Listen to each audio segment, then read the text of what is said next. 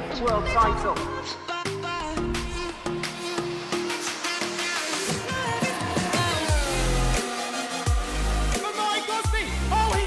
Look at these two go. Ewan is going to do it, his first victory. The World Championship is done. What a race it's been.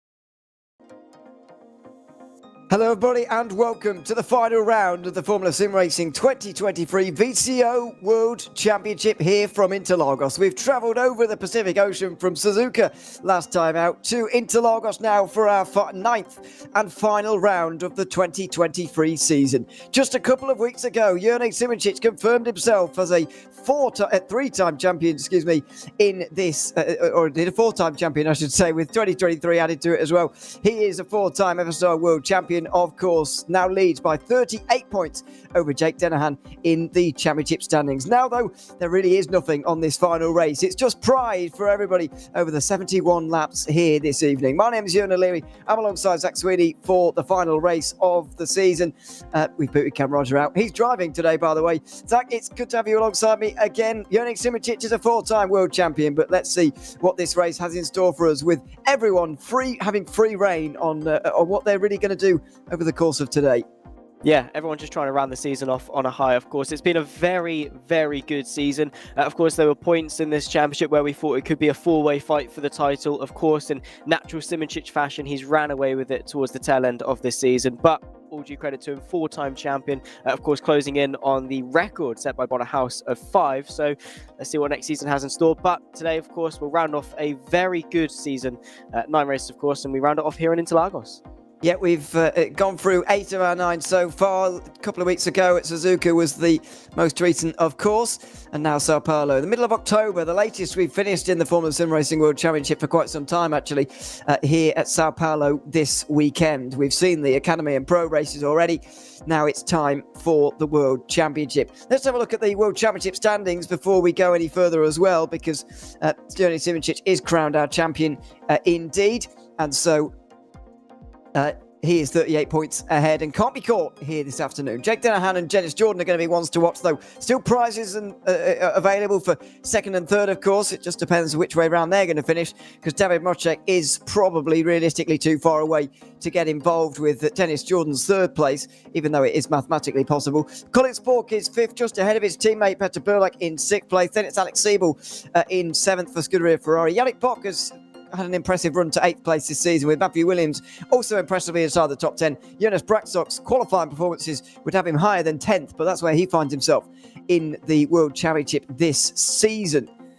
So there are your championship standings. As we said, Ewan Simicic can't be caught. The battle for second is what we're going to be watching here really this afternoon between Jordan and Dennehan. You'd fancy Dennehan based on recent form and especially based on the last race, but you just do not know what's going to happen here at Interlagos.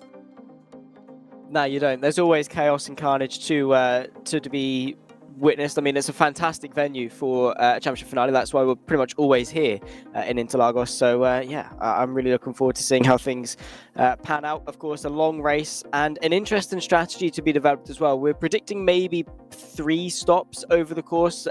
Tyre attrition definitely going to be quite high, so strategy going to be the name of the game, and the fact that there's a lot to play for. Obviously Simicic is out there just having some fun, so he'll be sending some moves, I'm sure. So yeah, should perfect ingredients for a perfect race.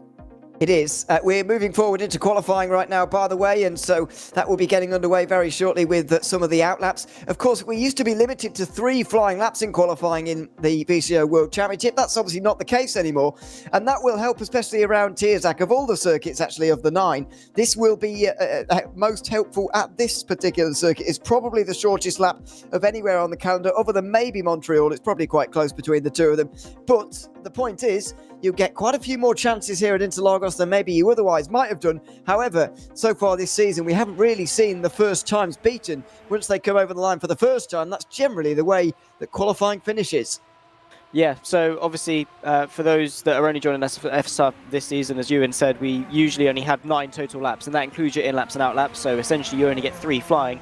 essentially what you can have, what you for this season, whatever you can fit inside that 10-minute mark, then fair play, all is good. So yeah, in theory you should be able to get more laps in, but obviously quality over quantity for some, throughout the season so far we have seen a lot of drivers, peak early. I suppose maybe the track got too hot, the tyres got too hot, or whatever it was, that they couldn't quite flow in a fast lap towards the tail end of the session. But well, we'll find out what's in store for us here in Interlagos. I mean, it is a very, very hot track, 40 degrees, and obviously quite a physical track as well. Interlagos, a lot of fast corners, so they probably will be heated quite a lot, which means these drivers probably won't be able to do consecutive laps quickly. Means that chances are, maybe we will see the fastest time set quite early. You say people don't want their tyres to get too warm. I don't think there's much of a risk of that for some at the moment. Simičić and Jake Dennehan, for example, going very slowly on their opening laps here, or their out laps, I should say. Suks is the first driver to make his way around there at the moment. Barbakov, I think, is out there quite early as well. And Thomas Schmidt as well, who is also out there replacing Jukka-Pekka Laulu here today for them. So got a couple of new drivers on the grid here this evening, including Cam Roger. We've got 26 out there in qualifying right now, by the way. Cam Roger is one of them for Visceral. He is out there at the moment for Visceral eSports, and he'll be qualifying. He's just started his lap at the moment as well. So we'll be keeping an eye on Cam, who's joined us in the commentary booth on many occasions so far this season. So first time to be coming in soon. Suks will be first over the line. Jake Dennehan was initially quickest in the first sector. Now it's gone over to Colin Sport, the reigning world champion, about to have that title taken away from him as Jone Simičić makes himself a 4-time champion. Right now only officially 3, but it will become 4 for Jone Simičić after that dramatic win at the Japanese Grand Prix. What a last lap it was between himself and Jake Dennehan. Not only a race win on the line, but a title on the line as well. And a last lap pass of the Japanese Grand Prix for the second year in a row saw Jone Simičić confirm himself as a 4-time world champion, and he will be pretty much last to set his opening lap time in the session here at the Brazilian Grand Prix in Interlagos. Yeah, no pressure on his shoulders whatsoever. Not only has he wrapped up the Drivers' Championship first, eSports Next View have also wrapped up the Teams Championship. So, yeah, absolutely no pressure onto the shoulder of Jone Simičić. David Mrocek has got to be careful not to slip outside the top 5 in a pretty heated battle, I suppose, for 4th place in the Drivers' title between himself and the 2 Alpine eSports drivers of Spork and Berlak. But, yeah, in terms of Simičić, he's just out there trying to see if he can end the season on the highest high. Last time he won a championship, of course, back a couple of years ago in 21, he did win the Brazilian Grand Prix, so there's that. And already he's setting a very good benchmark time, a 1:08.1, just 1/100th of a second quicker than Colin Spork. I mean, he might have already won the championship, but he's out here guns a-blazing. He is. Only 32,000 separate the top 3 at the moment, by the way. There's some impressive times at the top. Further down, Dennis Jordan's on a lap. He's just gone into 10th place right now. You've just seen for Ferrari. That's the top 10. Alex Siebel still with no time. Mika Hakimi is out there at the moment, as well as Stavros Mudzadis. Hakimi has, I believe, maybe abandoned his lap time, actually. But he has. He's gone back to pit lane.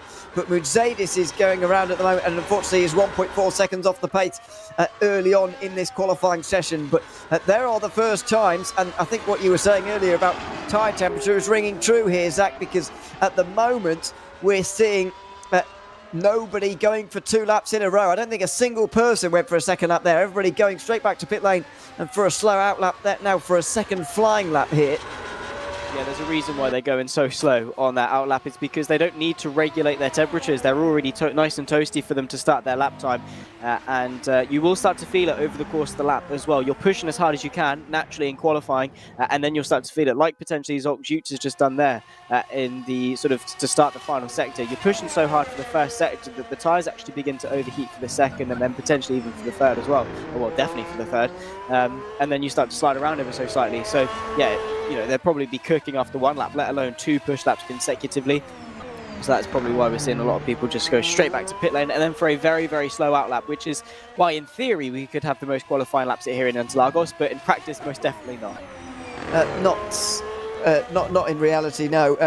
Unfortunately for the middle sector for Sander Kalles, it's not gone quite so well, but a good opening couple of laps there for the Ground Effect SimRacing teams. Zolk and Sander Kalles 5th and 8th respectively so far. Alex Siebel's first time gets him up to 7th place for Ferrari as Adam Maguire makes his way around the final corners of the middle sector now.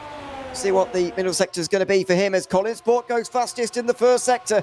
Early signs that maybe there's going to be a fight between him and Jurnej Sivicic in this qualifying session.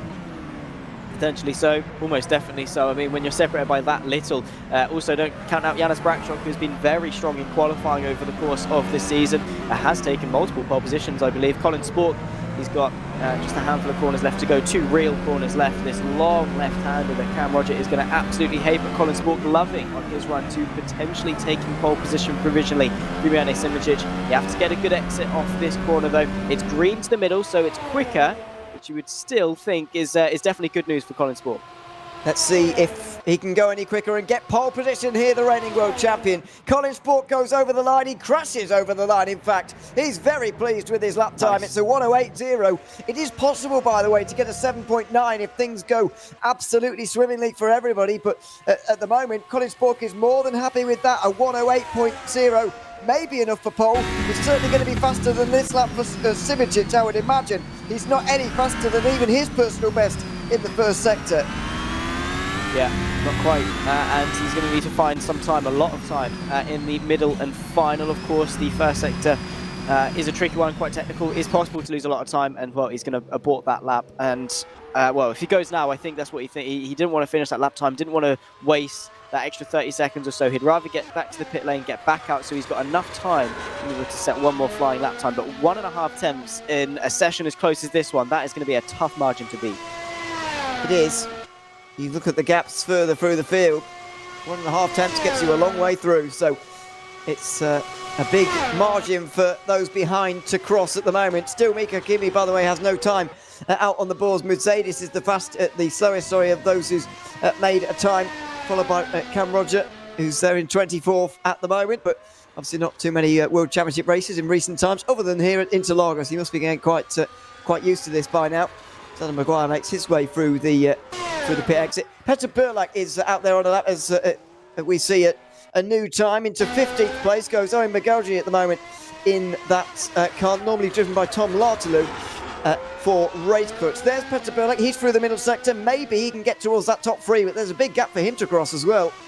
Yeah, 3 tenths is huge at a circuit as short as Interlagos. It's worked to the middle sector as well, so not improving on that particular run, but still could be an improvement. The third and final sector, very, very short here at Interlagos, so there's not really that much time to be gained, but even a 10.5 would see him up past Janis Brakšok. Is an improvement. It is not enough. Well, it's not enough for the front 3, but I wonder whether he has just confirmed himself as finishing in 4th in this qualifying session, as we're just over a minute and a half to go. Everybody pretty much is on outlaps right now. Over the line there for Fletcher. He moves up to 6th place. What a time that is from Sergio Fletcher. Not expecting that from Visceral eSports, really, who have not had a very good season. In fact, it has been pretty difficult for them. They're 13th in the team standings, and that gives you enough of an indication of where they've been all season long. So far, they've not finished inside the top 10 as a team. Despite all of their drivers they've utilised, but Fletcher's inside 6th place at the moment. That's a great time. Still a minute to go though, and a lot of people on outlaps right now. There are going to be a lot of drivers starting a new lap very soon, and the final second of this qualifying session will be very interesting indeed.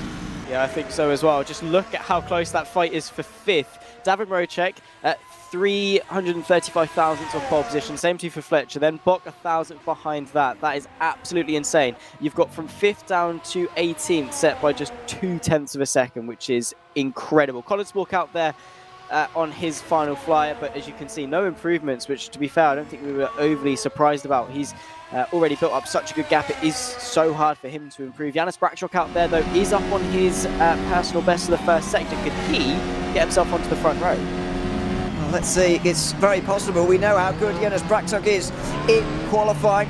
He's taken so many pole positions, but no race wins in the Formula SimRacing World Championship. In fact, he's only finished inside the top 10 on 4 occasions out of 8 so far this season. And one of those times he finished outside, of course, was at Monza, where he qualified on pole, looking for his 3rd pole position of the season. It's going to have to be a big performance from him to manage it from here. He's nearly 2 tenths away from Colin Sport right now, who has finished his qualifying session. Checker flag waves for him. Brakšok is improving. Could he get onto the front row here for Arnage? Very possibly.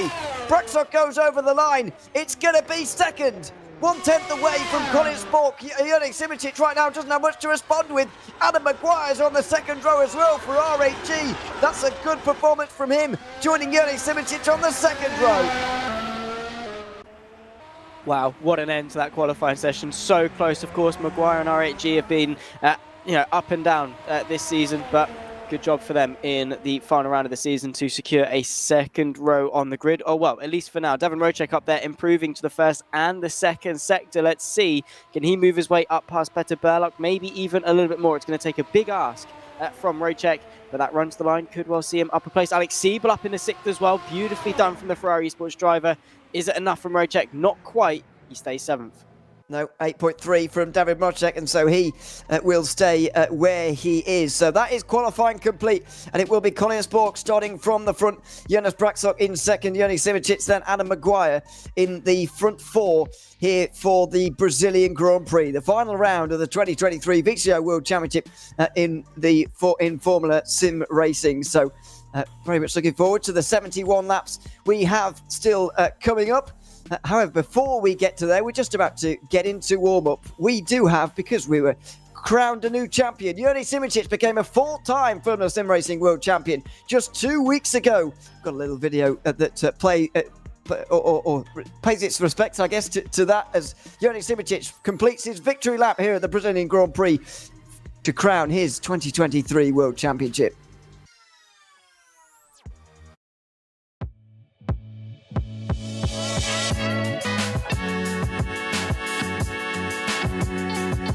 It is none other than Jurek Simicic going home with gold and the championship trophy. Jurek Simicic, your 2020 world champion.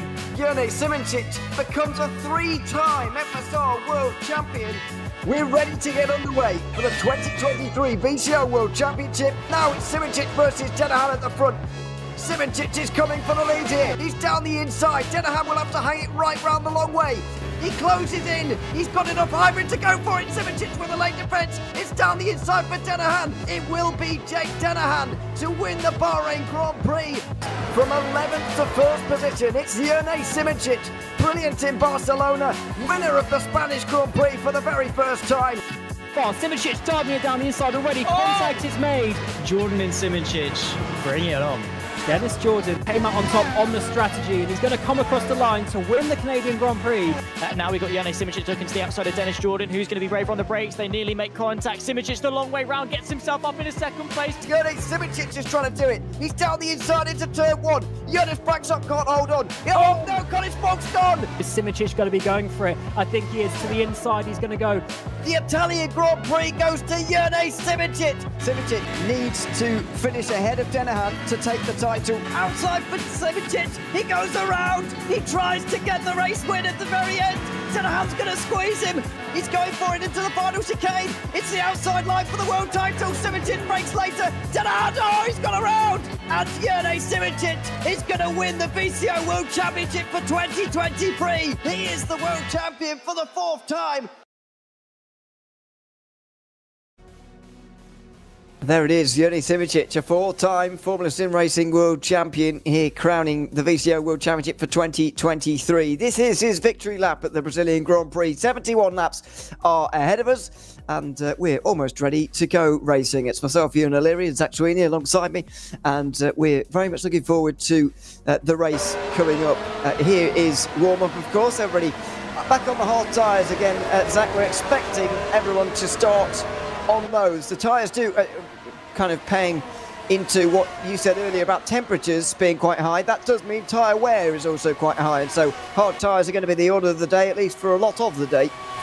Yeah, probably. Obviously, you do have to run two different compounds, so we're basically just going to be running the two hardest. We're going to do hards and then one shorter stint on the mediums. Essentially, these drivers want to have the longevity, but also want to have the grip. And that is going to be a fine balance to have with temperatures so high.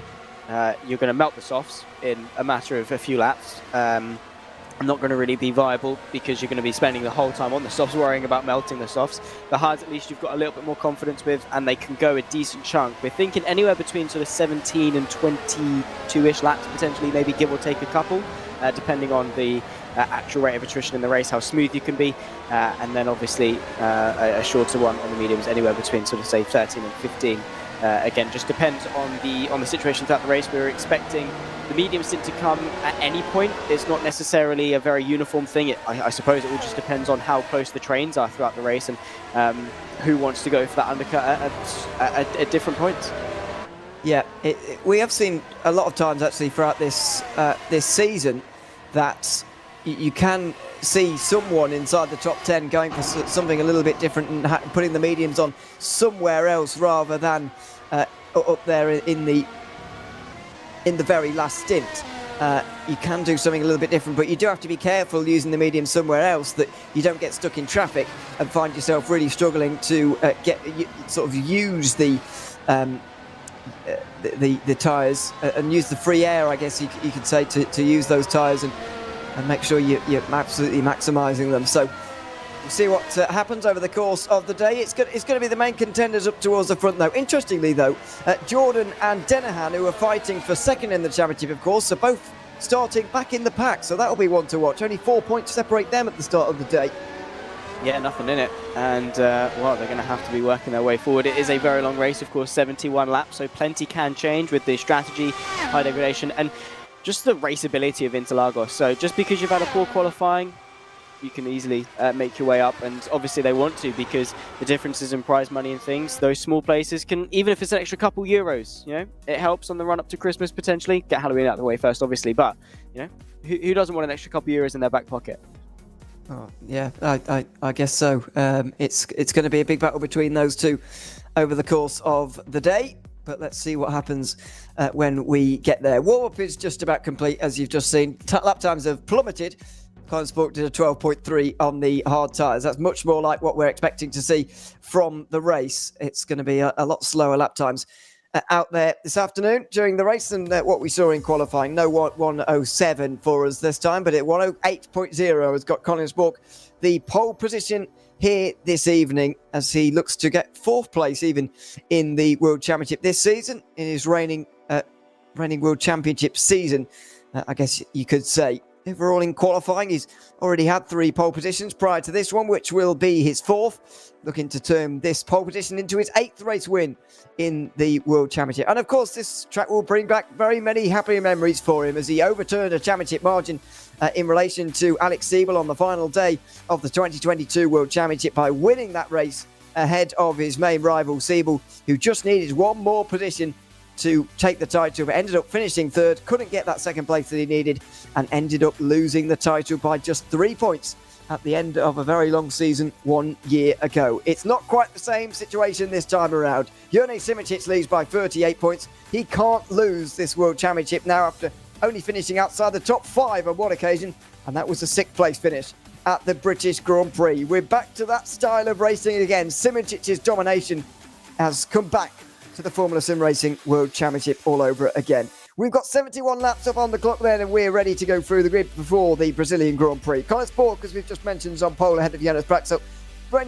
Champion in waiting, Jurnej Simicic, will be alongside Anna Maguire on row 2. Petter Bilek rounds out 2 Alpine eSports drivers inside the top 5, with Alex Siebel, the first of the Ferraris, in 6th. David Mocek is 7th, ahead of Sergio Fletcher, one of his best qualified performances for Visceral, in 8th place. Yannick Bock is in 9th position with the 2 ground effect cars, 10th and 11th. Martin Mergli is in 12th to get both of the RHG eSports cars inside the top 12 as well. Dennis Jordan is a lowly 13th alongside Dave Denahan. They're 2nd and 3rd in the championship respectively, followed by an all Royal Blue Racing row 8. That's Matthew Williams and Stoyan Barbakov rounding out 15th and 16th. Thomas Schmidt is driving for Super Venturi in 17th, ahead of Owen Magoji. Then it is Michi Hoyer a long way down in 19th position in what has not really been his season. Kostas Van Bukas rounds out the top 20.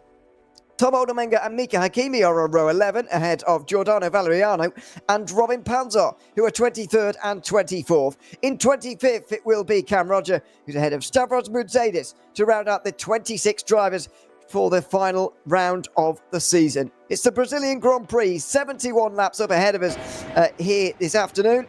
And Colin Sport leads them around for the final formation lap of the season, Zach. It's been another great season of this World Championship. Now seeing if we can let it go on a high as well, with That battle for second in the championship, the only thing of note we're really fighting for, it's a race in isolation, a race for pride, and we'll see who can take this race win here at the Brazilian Grand Prix this afternoon.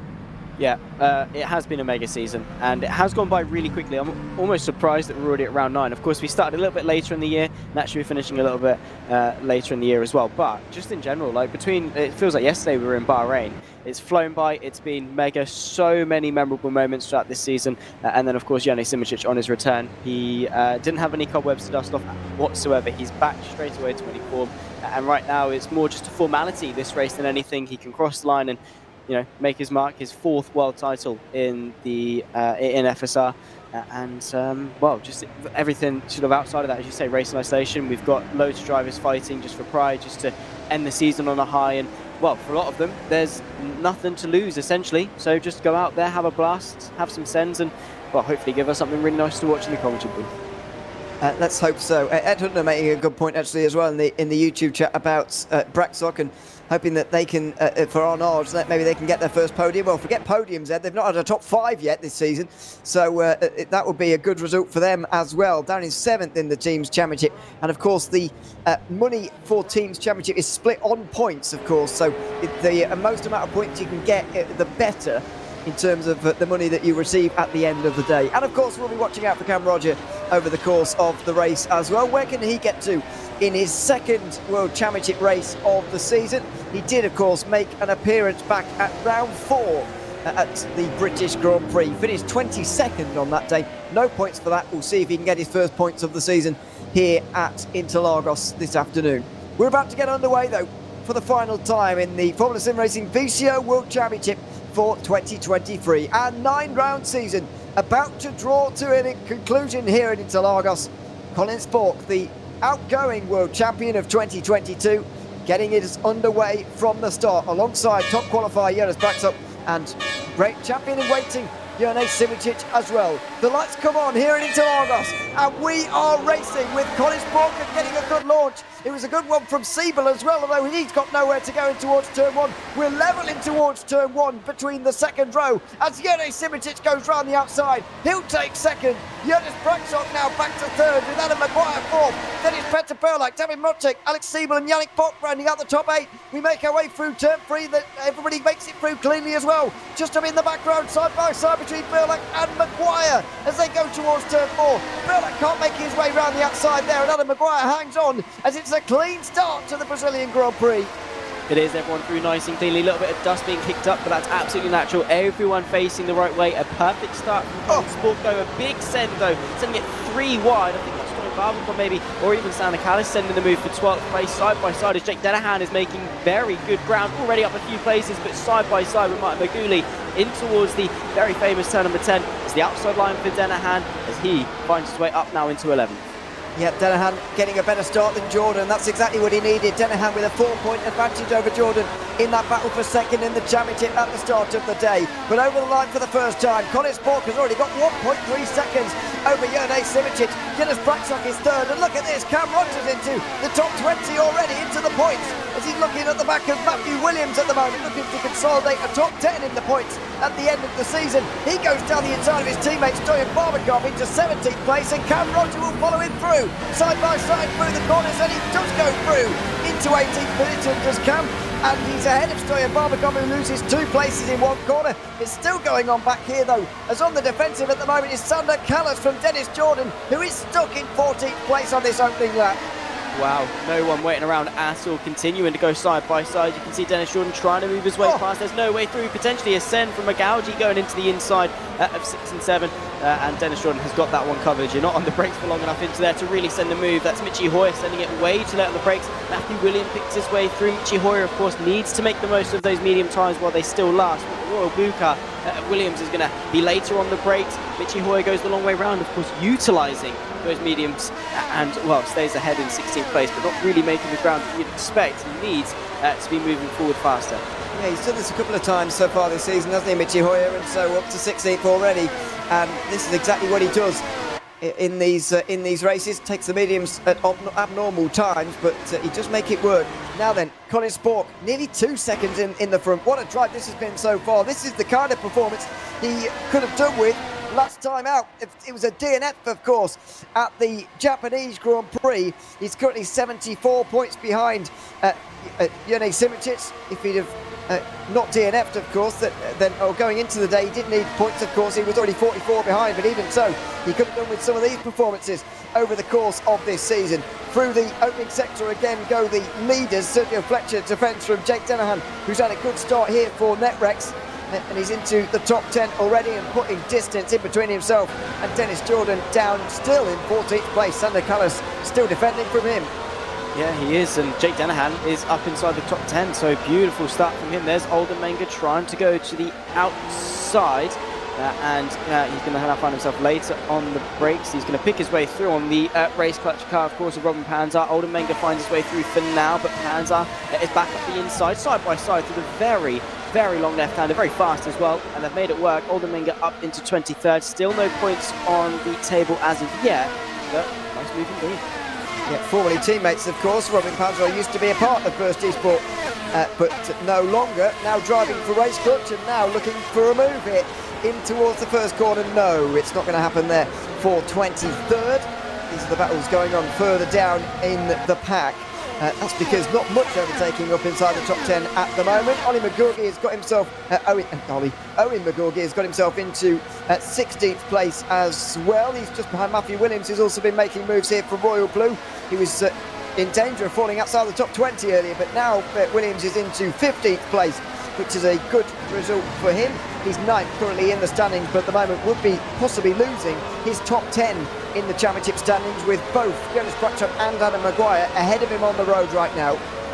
Yeah, they're both having some pretty good races as it stands, especially Brackchuk, of course, his qualifying pace always been really strong throughout the season, but he's never quite been able to capitalise. I always think to Silverstone, I believe he did take pole position, but was forced onto an awkward strategy. I think he attempted the one stop in that race. He's not really been able to convert his qualifying pace into race pace. As it stands, though, looking very strong in the DRS range of Yone Simicic. Of course, it's not 1 second, it's 0.7, just to keep everything a little bit closer and sort of minimise DRS trains and things. But Brackchuk doing a really good job in the opening phase of this race. Let's see if he's got the longevity, though, because it would be nice to finally see him score a good result. It would.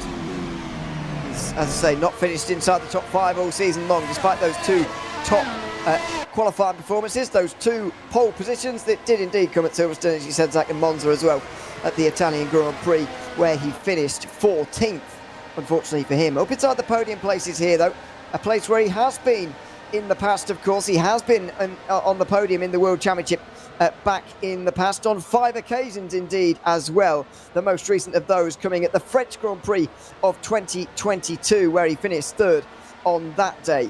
Through the middle sector for everybody again here on lap 5. They're going to be reeled off pretty quickly here this afternoon in the Brazilian Grand Prix, but still barely a quarter of a way through this opening stint of the race. Never mind a quarter of the way through the race in its entirety.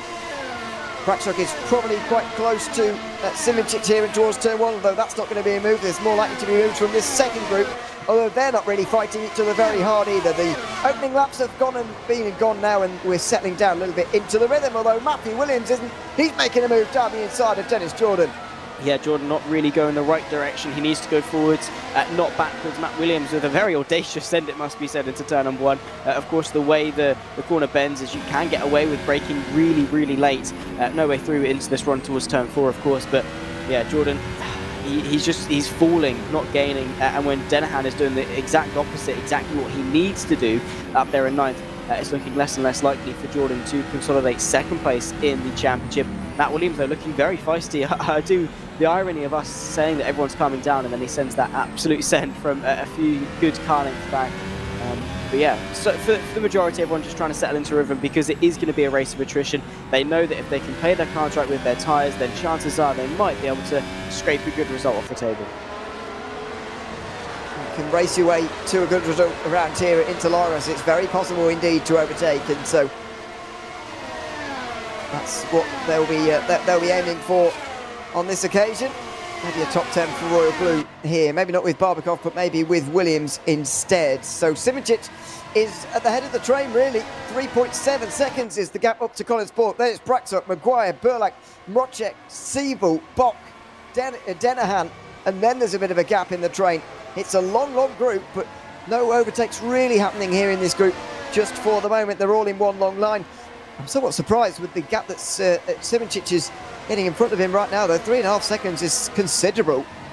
Yeah, it is. Colin Spork, I mean, it's happened time and time again. I think, back to, of course, to Imola with Spork, and to be fair, to an extent in Spa as well, where his opening phase of the race was just absolutely stellar. He just drove off, and especially in Imola, I was almost like, well, surely this is too good to be true. Like, his tyres must be toasted, he's going to fall off towards the end of the race. But no, he's quick and he's consistent and he's got that longevity. So Colin Spork, make no mistake, that 3.5 second lead is probably because he is just driving a lot faster than the rest of the field.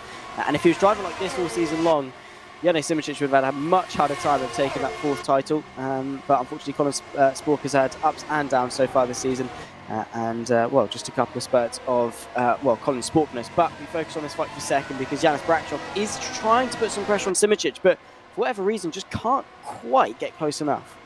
Yeah, Spork is really taking aim at the 2024 championship, I would imagine, trying to come back for another title on that particular occasion. I know he was bitterly disappointed to miss out on this occasion, but realistically, when you think about it, you know, he could have been involved in the world title fight this season. He didn't finish at Montreal or Suzuka, and when you take those DNFs off the table and wonder how many points he could have got from that, then he would have been a lot closer to Simoncic. But as soon as the then 3-time champion, now 4-time champion, returned, you just knew that the standard was going to go up. The levels needed to win a world title would have to just increase all over again, as we've got off the road Thomas Smith there down at the right-hander. That's not ideal at all. A bit of an awkward moment and a bizarre place to find yourself. Yeah, not often you see a car going off there, but, well, it's happened. I suppose Interlagos is a tricky circuit.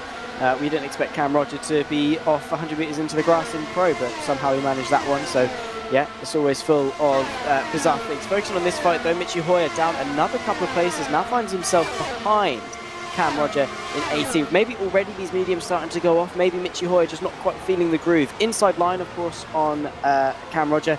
His usual teammate at Best eSport, a little bit of a twitch. Michi Hoyer finds his way up into 17th and potentially onto the back of Sander Callas as well, who's had a really poor run.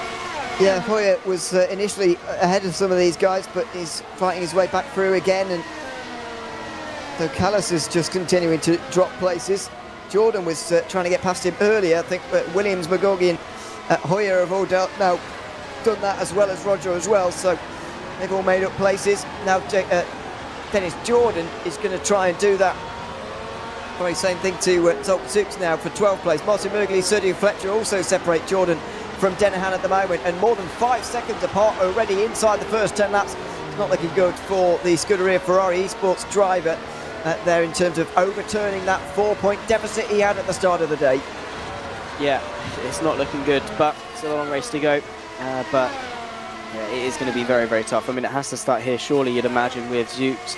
If he wants any chance, he's just got to take each overtake as they come. He's going to go to the right-hand side of the circuit. Outside line, of course, for turn 1. He's got a car over the head. Dennis Jordan finally making some progress into 12th place. Of course, to keep an update for our eSports, and Dennis Jordan, of course, not only fighting for second in the drivers, but also in the teams. As it stands, Alpine eSports 291 to Ferrari eSports 287. So something about 4-point gaps, and Dennis Jordan just seemed to go together, apparently. Yes. Still 4 seconds at the front of the field. Spork and Simoncic now holding that margin, I suppose. It's no longer going out anymore, but I guess when you've already got 4 seconds, you don't really need to extend the leading margin anymore. Colin Spork is still at the front of this race, still controlling it as well, you could say, but Jani Simoncic keeping him sort of close. We'll see how the rest of the race actually pans out here, because it's still a long race ahead, and of course pit strategy to get involved with as well. But Colin Spork has really taken this race by the scruff of the neck, kind of putting a marker down at the end of the 2023 season, as if to say, I've not gone away just yet. I may be handing over the crown, but I'm only intending to hand it over for one season. Yeah, pretty much.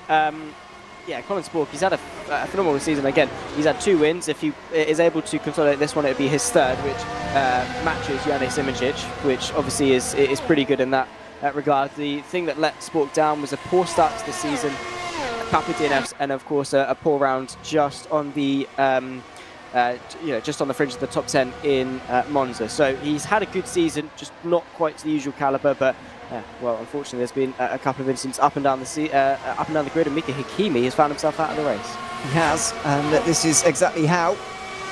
So on the way in towards turn 1, I think he's just ahead of Tom Oldermanger here, in towards the first turn. He's got on the grass, he's slid off and straight into the wall. That's the end of Mika Hakimi's season. I'm afraid not a great season for him either. Only 21 points for the Malaysian all season long. Best result of 12th place. That came back at the Spanish Grand Prix, and that is not going to be improved on. So Arnaud Brabham are going to continue their search for a top 5 in this championship, and it will have to be Jonas Brakstok who will have to carry the team towards that first top 5 of the season. He's in a decent place to do that right now, and often the problem for Brakstok is the race pace. Right now the race pace is absolutely there. At least it is matching that of Simoncic, who's just ahead. Yeah, for now, Brakstok needs to maintain this for the next long while in this race. Well, near on basically 59 laps of racing, and that's going to be a tough ask. But top 5, definitely doable for Brakstok. He just has to, as I say, keep it on the road, nail his strategy. But again, once you're a part of a very long train as they are, queuing up behind Simoncic all the way down, really to Marocek, bit of a gap back to Siebel, but with how temperamental the tyres are and things, one undercut could probably gain you a good couple of seconds on a lap, and by extension that's a good couple of places in a race. So Brakstok has to make sure he's the one capitalising on that and not on the disadvantaged end of the strategical development. But it can go both ways. You don't really know which side you're on until you've come out of it, I suppose. But following along with Colin Sport, because this man is just absolutely on fire. Surely you have to think at this point he's built the gap. Now he's just trying to save his tyres, I suppose, and get out of that pressure zone. Yeah, he's just doing his thing at the moment. Absolutely on his own, Colin Sport. Out over the line to complete lap 12. Then it's Jonas Simoncic, Jonas Brakstok, Adam Maguire, Petter Burla at the top 5, followed by David Marocek, who is 6th. And right now that would be a change for the championship. David Marocek would slip to 5th, and Colin Sport would move up to 4th. Petter Burla started the day 9 points behind Marocek, and so far with that 5th position over Marocek's 6th, that would only be a single point gained, and that won't be enough for Burlak to also overtake the Polish driver. So that's something to watch out for as well.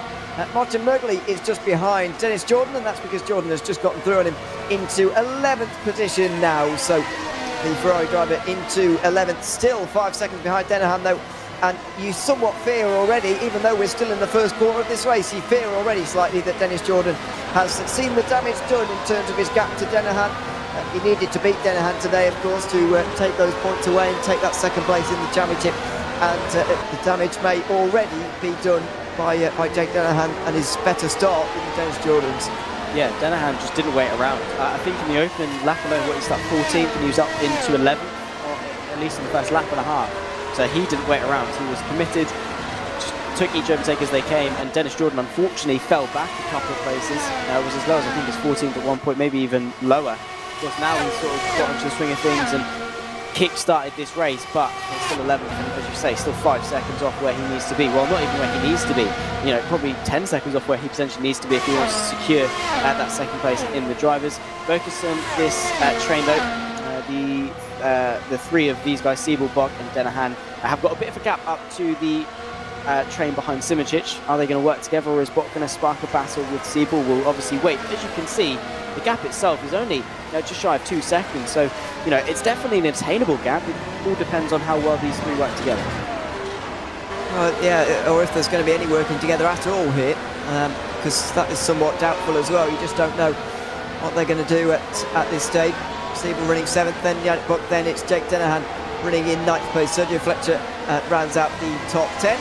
What would be Visceral Esports' first top 10 of the season if they can manage that, but it's going to be a difficult task for Fletcher to hang on from there with the likes of Jordan, Mergley, Williams not far behind him. Out of the final corner goes the battle for 7th place. Siebel should have enough here to lead them around further. Yannick Bock still running in that sandwich position. Siebel and Denahan on either side of him.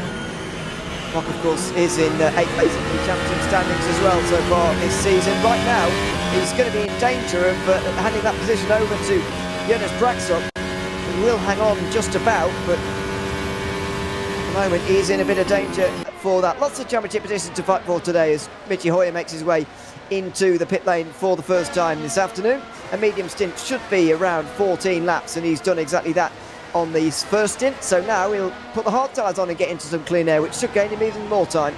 Yeah, let's hope. Again, Michi Hoyer, a slightly slower start than he'd have wanted on those mediums, but at least now his job is fairly simplistic. Just hard tyres all the way to the end. He's gotten that medium stint out of the way, and as we say, he's now got a lot of clear air in order to use them. So I suppose there's gains and there's losses to that. I wouldn't have necessarily expected anyone to go on the mediums for the first stint, but Hoyer did, and it kind of worked out for him in the end. And now we'll just have to track his progress throughout the rest of the race, unless he's gone on to another set, unless that graphic hasn't refreshed itself just yet. No, he has. The lifetime in his saying it was on hard, which is thankful. There he is. But yeah, so he's going to be on hard all the way to the end of the race, and we'll just have to wait and see where he can get himself up to. Same too with Denahan, whose pace in the race is looking very, very strong, and sort of tarnished by a slower qualifying, but he's not waiting around in the race. And to be fair, I could definitely see him maybe snagging the top 5, maybe even more if he keeps this up for the rest of the race. You just never know. Still a long way to go here. 71 laps here this afternoon at the Brazilian Grand Prix. Of course, Koningsborg still leads the way. Still a few laps away from the first round of pit stops for these hard tyre runners as well, i.e. everyone apart from Michi Hoyer, who is in some clean air down in 24th at the moment. So about 20 laps expected, just under, for these hard tyre runners, and then a bit of mediums at the end. That seems to fit all quite nicely. Seems to be a free stop race today, unless anybody tries something miraculous, but given these temperatures and the situation with the tyres going off very, very quickly, we're not expecting anybody to try the 2-stop strategy, but you do never know what could happen. We saw split strategies only 2 weekends ago, of course, at the Japanese Grand Prix, and it very nearly panned out for Jake Denahan.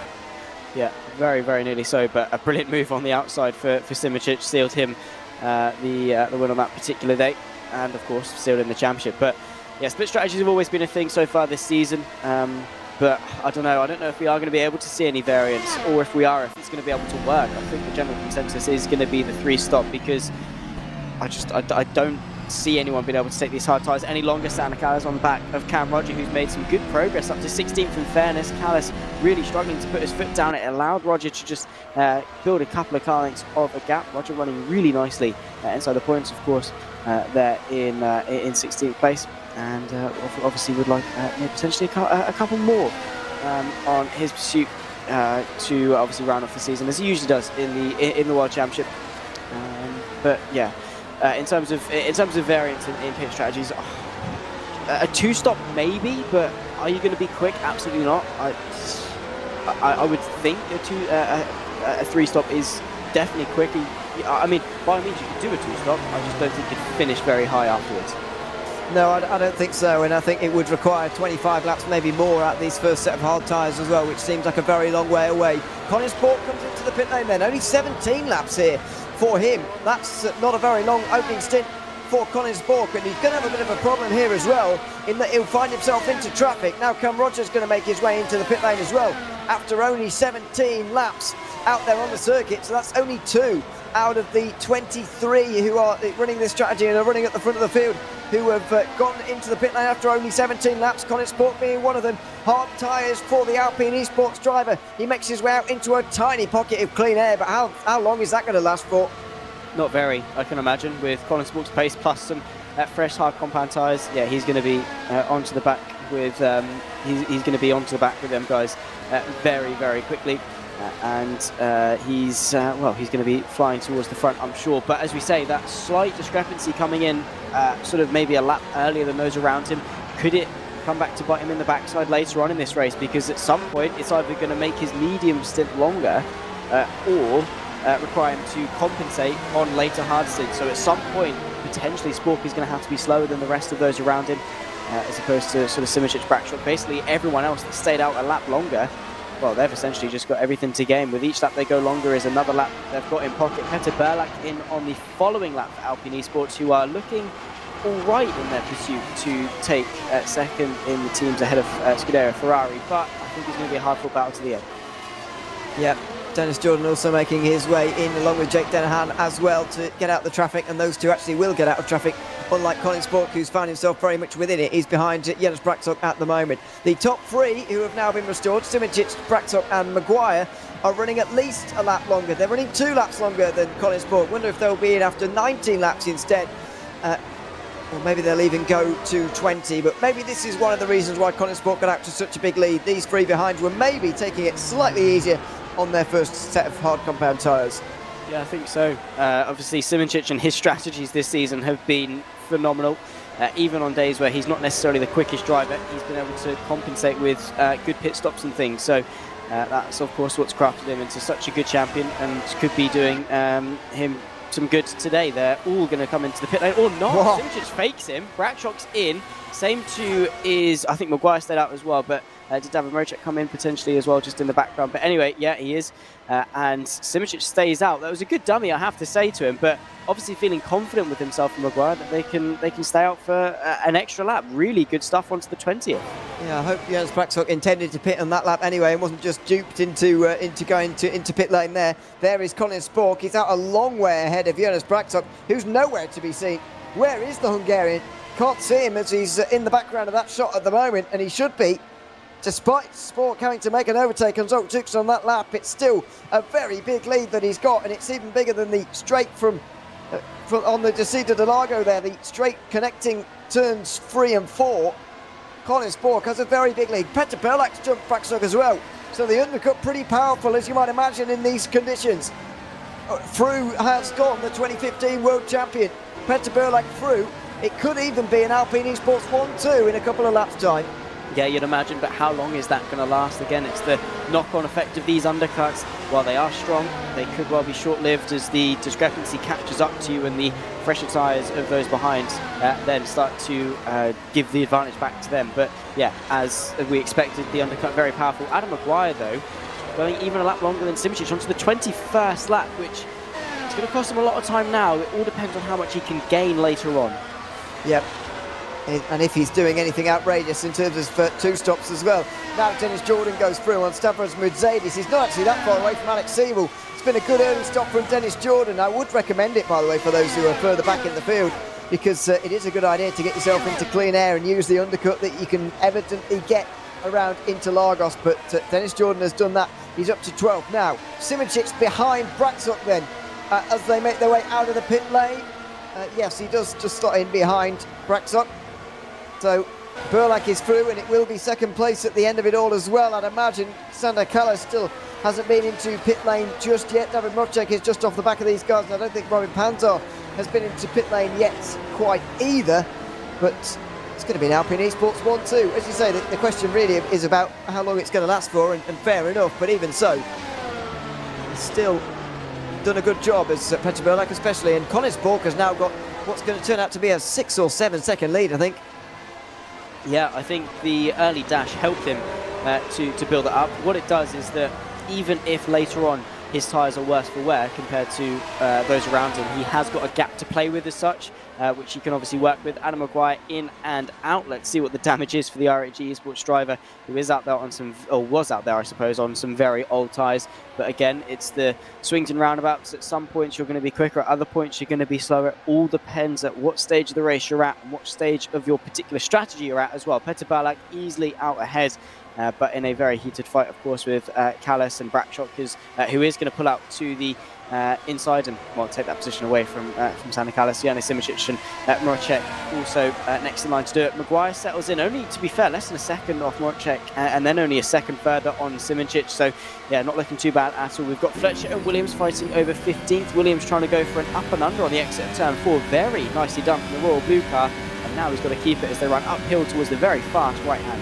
Very nicely done from Matthew Williams, and he could be on his way to a top 10 in this race all over again. More good driving through the field, as he's shown to us in the last couple of seasons. Made a few single appearances in the World Championship throughout 2022.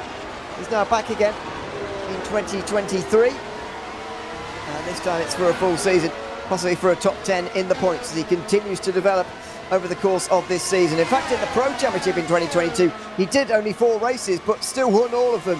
And that is when he really put himself on the map in FSR as a very good driver for the future. Now, Jake Dennehan good driver of the present, trying to hold on from Alex Siebel, another driver actually, Jennahan, who's had tremendous improvement throughout, you've got to say. Now into 8th place ahead of Alex Siebel, who after all of that is not even that far ahead of his teammate. There's Adam Maguire, who's out of the pit lane in 7th place. That will turn to 6th when Sander Callas is out of the way, but that is the level of the undercut. Maguire is no longer on the podium. He's down to what will be 6th place. Yeah, that's not looking too good for Maguire. His qualifying was really good. Again, the extension of the first stint was very nicely done, but he needs to be careful. Obviously, it's a compromise. It's how much you can lose and then obviously gain back. I suppose going longer in one stint is an investment in another, and losing a little bit of track position is just going to make Maguire's life that little bit harder. Whether he's going to gain it back with a later undercut or whatever it is that he's got in his mind, he definitely needs to make sure that he trusts his gut and make sure it works later on, because yeah, to be losing the podium and fall to 7th in a very heated battle is not the way that you want to be ticking over through this race. But well, I'm sure we're going to be full of surprises, and Maguire might even well be able to get Sander Callas into turn 1. There he goes, down the inside, and that will be a position for Adam Maguire on Sander Callas. He runs it in quite deep, but that's fine.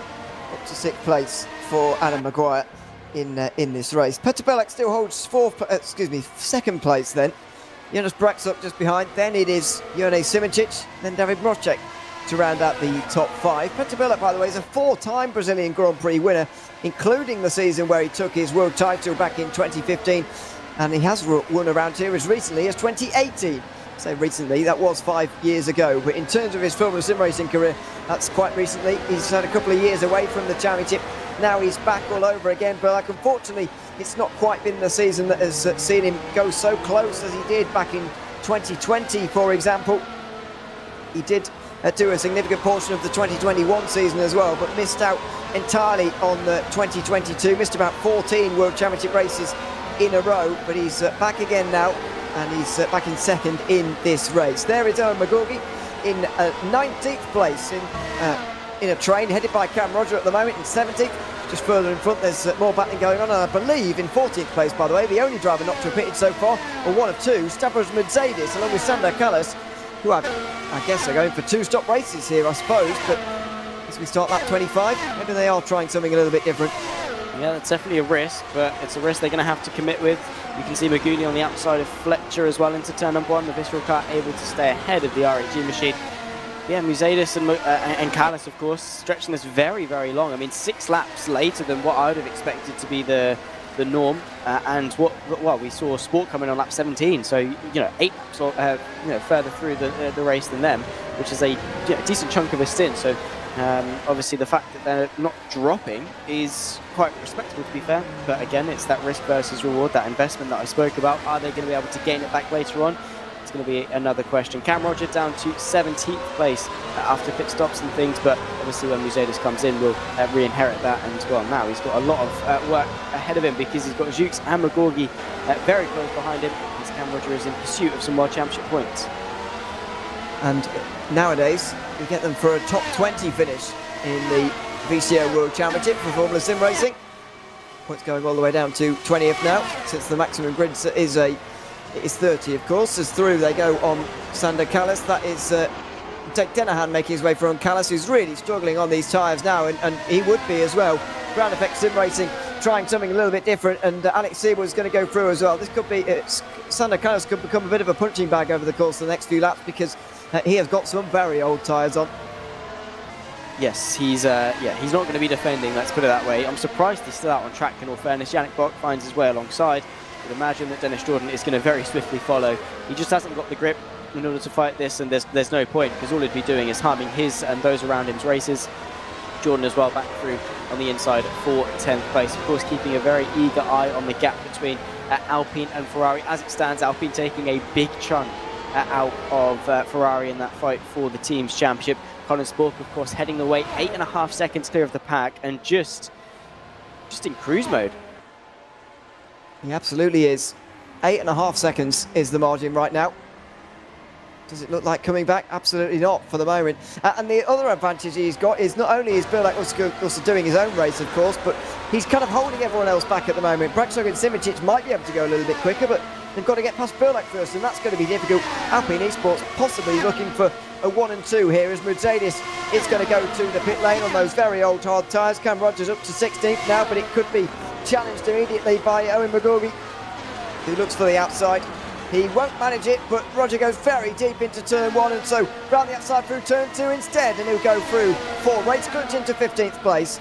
Nicely done. A little bit of argy-bargy between the two of them, but no harm, no foul. It is going to put McGorgy slightly on the defence, but Stoltz as well looking for the move on Cam Roger, but no way through. For either of them, a little bit wide though from Roger, and it's just going to invite Zuk straight back through. Roger's pushed ever so slightly wide, sends himself off the track and down to 17th place, so 2 places in 2 corners. Not a great start to the lap for Roger. Not really. Unfortunately, drops down to 17th position back in the midfield. This is the group for 2nd place. Contains Petr Burlak, then Jonas Braxo, Jurnej Simoncic, David Wojcik and Adam Maguire. And there's a few seconds further back to the likes of Jake Dennehan, who is in the 7th position right now. In towards turn 1 they go. Single file for everyone, and we're coming up to halfway through this second stint of the race, so things are just about settled down now. I think the next question is, what's Burlak going to do? Surely it's not going to be another 17 lap stint. That would see him in only 7 laps, including the one that we're on at the moment, and surely that's going to be too soon. He's got to go a little bit further than that, surely. Yeah, you think so, and obviously it just works out weirdly for the rest of the stints, and at some point you're going to have to go onto the mediums as well, so unless you take an extra stop, then you're not really going to be looking too good on your medium size, so you have to at some point stretch them, and 17 laps is by no means long enough, I don't think, in order to sort of have an even sim. What's that going to be? So 17 times 3 essentially, so 34 and then 51, which then leaves you with a 20 lap medium stint, which is not enough, or too much I should say on medium, so you're going to have to compensate an extra couple laps somewhere, so yeah, it is going to be tough. But as it stands, we've got a very, very close fight. All queuing up behind Petr Burlak. Of course, it was Simoncic in stint 1. Now, of course, it's Burlak thanks to the undercut. The bit of continuity we have got, though, Ewan, is Jonas Braxo in 3rd. Yes, still there, and that's pretty much the only position that has stayed the same so far. Giordano Valeriano, by the way, is also out of the race, and so he is going to, unfortunately, retire from the final race of the season. Is Valeriano. That's been a little bit disappointing for him all in all. He scored 21 points. Like Mika Hakimi, they will stay tied on those points at the end of the season. Going to be Hakimi, though, who is above him at the moment in the standings. Not really sure what that's based on, but anyway, they're a long way down in the standings, and unfortunately both out of the race already. Smith is also a lap down, by the way. That's all going on down at the back of the field, though. Further up front, this is where the fights are. Though I say fights, it's single file close battles, I guess you could say. They're not really actually side by side for the moment, but they are single file and nose to tail just for the moment. 30 laps almost gone. We're almost halfway actually, but we've still got a long way to go on this next stint, and quite a way to go until the next real big move here, I feel, because they seem pretty happy to run single file in most groups inside the top 10. Yeah, everyone quite content with where they are as it stands, which is obviously a good thing for them. Not necessarily for us in the commentary booth, as we'd like to see some on-track action, but the potential is there, right? I think the strategical development is going to be the big talking point of this race, how it ebbs and flows throughout.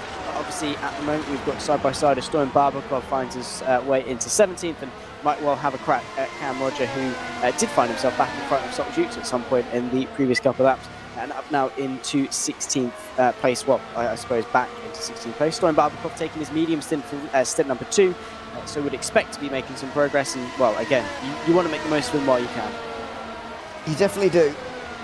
Not spend it in traffic stuck behind someone else, and that's what Barbakov's going to be hoping for at the moment. He hasn't been able to replicate the heroics of Matt Williams making his way through the field, but very few can. There is Sander Kallas running on the hard tyres at the moment in 21st position. Do wonder what is going to transpire from his strategy here today. He's going to have the slight advantage of new tyres throughout the entirety of this next stint, or at least for the next 10 laps or so. And I do just wonder what this two-stop strategy is going to bring for him today. He was struggling so much towards the end of the last stint. I can't imagine it's going to bring him anything major. Yeah, I was going to say, he lost a significant amount of time, and to be fair, Interlagos, it's not the longest pit lane in the world either. From sort of pit pit limit to, well, the first, when you engage the pit limit, is when you then take it off. It's not that long. So you're not losing as much time as you would say, I suppose, at Spa or whatever, where you probably lose a little bit more time, or even Silverstone. But yeah, you know, you're not. It's going to be difficult to gain back a pit stop's worth of time by, you know, doing a 2-stop, because it's going to be easy for those on fresh tyres just to drive back onto the back of you, especially with the rate of degradation that we've got at this circuit. I don't see a 2-stop as being viable. At tracks, as I say, you know, that have got longer pit lanes, then by all means it does work, because you're limiting a lot of time, and as long as you can keep the tyres relatively alive, then it should work. But here at Interlagos, with all the variables considered, I think just you're better off taking that extra stop and, you know, not worrying as much about your tyres, because even those on the 3-stop are struggling with tyre wear, let alone those on the 2. Yeah, it will be a big issue. Wonder when Colin Spork's going to make his way into the pit lane as well here for this next stint. Another 19 laps would be, what, 7 laps including the line, 8 laps including this one. Oh no, that's not right, is it? 6 laps at the line. Can't even do maths here, but he'll be fine nevertheless. I mean, it somewhat doesn't even matter what lap Colin Spork pits on at the moment, because you just wonder at what point is he going to slow down here? Is he going to slow down at all? Is this gap going to continue to be pulled out by about 5 seconds per stint? Because that would be absolutely incredible. I know he was pitting on the early side throughout the last cycle of stops, and maybe that benefited him slightly, but even so, what a drag this has been from the outgoing world champion on his way to a Brazilian Grand Prix victory for the 2nd year in a row, quite possibly. And laying a marker down, showing Ewan Simicic and the rest that you're not going to have it all your own way next year. I'm still here and alive and kicking, and that's exactly what Colin Spork is attempting to say right now. There is lap 32 complete for him, still 6 to go until 38, but he might well pit before that indeed. 10 seconds, does it even matter what lap he pits? Maybe not. Probably, in the grand scheme of things, I'd say maybe it does. But yeah, all in all, this season has been really up and down for Colin Spork. I think it's been a good learning curve for him. Obviously on the high of 22 winning the championship to now maybe a bit more of a wishy-washy season in 23. He's learnt a lot, and you know, he's going to take a lot of that into 24, where he could well mount another challenge. I think obviously he's driven phenomenally, but he has had a couple of lessons throughout the season with DNFs and mistakes and crashes, and all of that is going to be stored. Again, we have to remember he's only just turned 19, or is he still 18? One of the two. He's still very young, still got you know, a lot of years ahead of him, and still a lot of experience to gain. And as well, this season I think has been one of those big sponges for him to then take into 24, and I'm sure he is going to be a very, very strong adversary to maybe the likes of Simicic. Maybe we could see more drivers back into the mix as well over the course of the whole season. Denahan, another one of those drivers who is constantly on the up, so 24 is definitely looking to be a very good season, especially if Sport continues to drive how he's driving now. Yeah, and he's still got one more season as a teenager as well. Won the world title as a 17-year-old in 2022, now 18 of course. You can do the maths about what it'll be next time. One more year as a teenager in the World Championship to try and win 2 titles at that age. And it's side by side for Adam Maguire making his way through, and David Mocek, well, not sure if he managed it or not, but he certainly gave it a go, and they've kind of squandered themselves mutually there, if you like. So Mocek has lost about a second as a result. That was a big dive from Maguire in towards turn 1, and Maguire hasn't made the place. So in all, they've both just lost out. They've lost on the draft and the slipstream, and the DRS, of course, of Dennis Praxuk in front of them. Yeah, not the wisest of things, especially when it's quite hard, I suppose, for the people behind to gain with trains like this happening. Everyone's just gaining off each other, and it's going to be tough. And yeah, they now need to obviously work a little harder to move their way forward and get back into that DRS. I mean, as it stands, Marocek he still needs a good couple of attempts to get back into DRS range, and then maybe he should be able to latch back onto the back of him. But Maguire, obviously, it's important that he stays with him after falling backwards after staying up for so long. Ewan Simicic, is he going to mount a challenge for 2nd place into turn number 1? We'll obviously wait and see. Move his way up into 3rd. You've then also got Maguire continuing the assault on Marocek. Surely this is just more damage to them. They're still side by side. Maguire elbows his way with Marocek, who falls down to 6th. But the longer they fight, the more damage they're doing. Well, the more damage they're doing as long as Maguire doesn't get through, and now he finally does. So it's only really damage if he doesn't get through. Now he has done though, Adam Maguire, and he's into 5th place. So Darren Mocek down to 6th.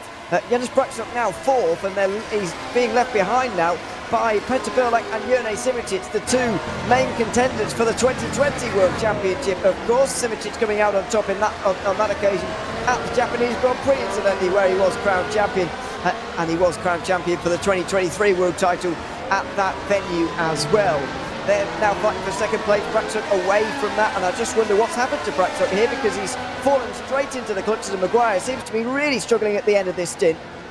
Yeah, and we're going to take another look as to something that's happened throughout the rest of the field. Of course, this is what happened that allowed Jurnej Simicic to find his way past Braksuk. This is obviously into turn number 1, very close, just goes to the left-hand side, is later on the brakes. Braksuk doesn't fight it too much, obviously knows the greater good at stake and thinks it's better just to sit behind him, but Simicic making his way forward, Adam Maguire as well, back up in 4th place. So obviously he knows that he can get aggressive, but again, it was hard fought by Maricek to slow him down ever so slightly. But Maguire obviously is on the fresher side of the bunch, so in theory should be the quickest.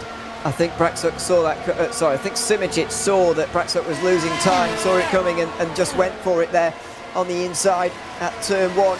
And they've absolutely left him behind now. Adam Maguire is through, and is Braksuk going to fall outside the top 5 here once again in this season? Robczyk's not too far away. Denahan, Siebel, Bock and Jordan are all catching this group as well. The battle for second place is a very, very interesting one in the Brazilian Grand Prix this afternoon as we go over the halfway mark in this race. We're at the end of lap 36. Collins Bork is making his way towards the line again. We'd expect to see him in pretty soon, actually. Snap 36, of course, 218s, and Bork will carry on a little bit further indeed on these hard tyres, so not too far away from pit stops now. The first of them are going to be beginning soon, and to be fair, if I was Jonas Braksuk, I might be tempted to come into the pit lane here, because he is struggling as Petr Birlak now has to give the place over to Jurnej Simicic on lap 37. He did pit earlier, Birlak, so his tyres are going to be going off. Simicic has only been on these tyres for about 16 laps or so, and that's starting to tell now. The champion in waiting is into second place and ahead of Petr Birlak for the first time. Yeah, nicely done from Simicic, using the tools that he's got at hand. For Spork, I suppose this is his stint to compensate as Stojanbakov comes in on those medium tyres, but because he's got such a big gap, he can afford to go longer and lose a little bit of time just to bring him back on schedule after the faster and shorter first stint of only 17 laps. So yeah, Spork, I think, might stay out a couple laps longer. Simicic will close the gap, but what it will mean for Spork is he's back onto the same strategy potentially as everyone else. Now this is Simicic's time to stretch his legs a little bit, push a little bit more in terms of pace, get away from the pack behind, and just either put some pressure onto Spork for the lead or to consolidate that second place. Yeah, Stojanbakov makes his way out of the pit lane here, just over a minute back from the leader now on the medium tyres again. He's going for a full stop, is he? I swear he was on the mediums earlier on. Now down 23rd place is the Royal Blue driver, as now the race leader, Colin Spork, is into the pit lane at the end of lap 37. He is pitting a lot earlier than the others, but he continues to get an undercut. The only problem for him is finding clean air, but as long as he gets ahead of Sergio Fletcher, I think he'll be fine in terms of finding that clean air. Matthew Williams should go through on him as well, and Dennis Jordan making use of that clean air as well. Colin Spork comes out in 9th place. He's less than 10 seconds off the lead even after making a stop, whereas the others haven't. What a remarkable drive it's been so far from him. Yeah, he is on fire. Yeah, again, I'd love to know what this man has for breakfast, or obviously what Jurgen van Bergen gives him as a pre-race chat, because he's just always pumped up, raring to go. Obviously, even with the last couple of races being a little bit more difficult for him, he's just straight back onto it, as if he never had a bad round. You've got Stojanbakov, yeah, as we say, onto his second medium stint. He's only just come off them, and he's on the inside of Kostas Bukas into 22nd, so still not quite back into the points. But Babakov, as you say, maybe going for a 4-stop race, but I mean, his pace on the mediums wasn't staggeringly quick. Definitely, I don't think enough to warrant an extra pit stop. So, yeah, it's a weird strategy for Babakov. It is, particularly see where it brings him out, as Jurnej Simicic now takes the lead after Colin Spork's pit stop. Petr Birlak and Jonas Braksuk will now stop challenging him for that lead as well. Adam Maguire will be about a second and a half behind. There they slide into their boxes. Birlak gets it pretty much on the money. Oh, that was awkward.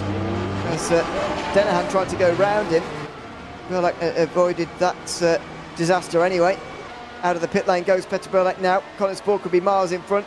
Jonas Braksuk will come out of the pit lane as well. None of the runners they were really close to before, though, have made pit stops already just yet. Jake Dennehan, though, will get ahead of Dennis Jordan by the looks of things. Just looking in the background for Dennehan and Jordan. They might well be side by side. No, that wasn't quite side by side. That wasn't Jordan out the pit lane, was it? No, it was indeed. So Dennehan only just in front of Jordan. They look to have got a lot closer together over the course of the last 20 laps. Yeah, they have. So Jordan obviously playing the long game with this. Dennehan, an initial really good burst of pace, but well, now it could well be on the up for Jordan. Of course, he needs a 4-point lead on Dennehan. Of course, he has been able to get 2 wins this season, so would win it on count back. Tom Oldenmenger moving his way into 19th, of course, just ahead of McGorgy, who has fallen to 20th in a very heated battle. Of course, Race Clutch versus Complexity fighting for a battle in the Teams Championship. So again, tracking the progress on that particular one as well. Again, locked in a fight with Arnash, Brabham, Royal Blue, Race Clutch, and of course Complexity, who at the moment are led the way by Brabham on 107. So they need to start maximising their points. And well, I'm looking forward obviously to seeing what Dennis Jordan can do, because he's already been able to close that deficit. We've still got just under half the race to go. Out the pit lane, there goes Alex Sewell and Yannick Bock there behind Jake Dennehan and Dennis Jordan now. Yeah, not too far away actually from that battle for second place, which is materialising as well. Petr Belak back in front of Maguire and Braxuk, and by quite some distance as well. Still waiting for Simoncic and Mrocek to come in, see where they come out in relation to those guys further back. But there is Collins Book, who will be leading the way pretty soon, you would imagine. Will Simoncic come in at the end of 20 laps? Or 40 laps, 20 laps in this stint? Yes, no, not indeed. He doesn't come in. But David Mrocek will, by the looks of it, in the other car. And there he goes. Reverse Eastbrook next view. David Mrocek, after 40 laps, comes into the pit lane. I think Simoncic will carry on for 1 or 2 more, but nothing more than that. He'll be hoping to slot into that gap between Belak and Maguire, but with the undercut the others have got on him, I'm not sure he's going to manage that. Yeah, it's going to be tough, and that's the thing when you go longer. Obviously, it allowed him to have some clear air now, but at his pace, I mean, it was a 12.5 for Simoncic on the last lap, and 11.8 for Spork, and 11.6 for Belak.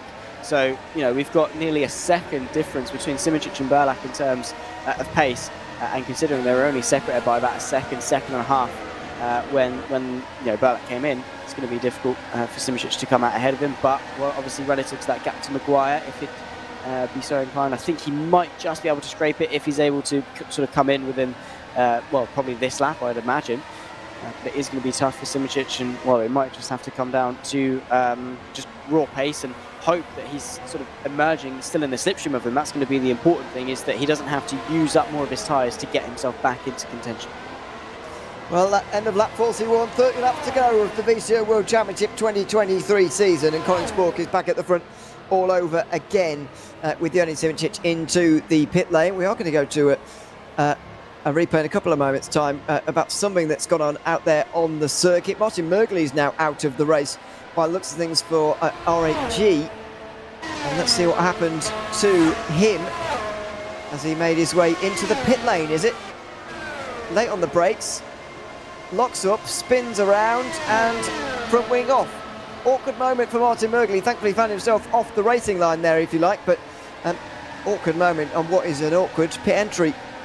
Yeah, it is. It's a little bit squiggly going in, and you are effectively braking in a straight line as well, which I've always said is effectively the more difficult pit lane to do. You've got Michi Hoyer versus Matt Williams as it stands. Williams now to the left-hand side, gets himself ahead as Michi Hoyer desperately goes for a late lunge to the inside of turn 4, but no way through. Williams has got it covered. But yeah, it's easily done, especially as you're coming in there at a very fast rate of knots to the pit lane, and yeah, to sort of panic, brake a little bit harder to get it stopped for the speed limit.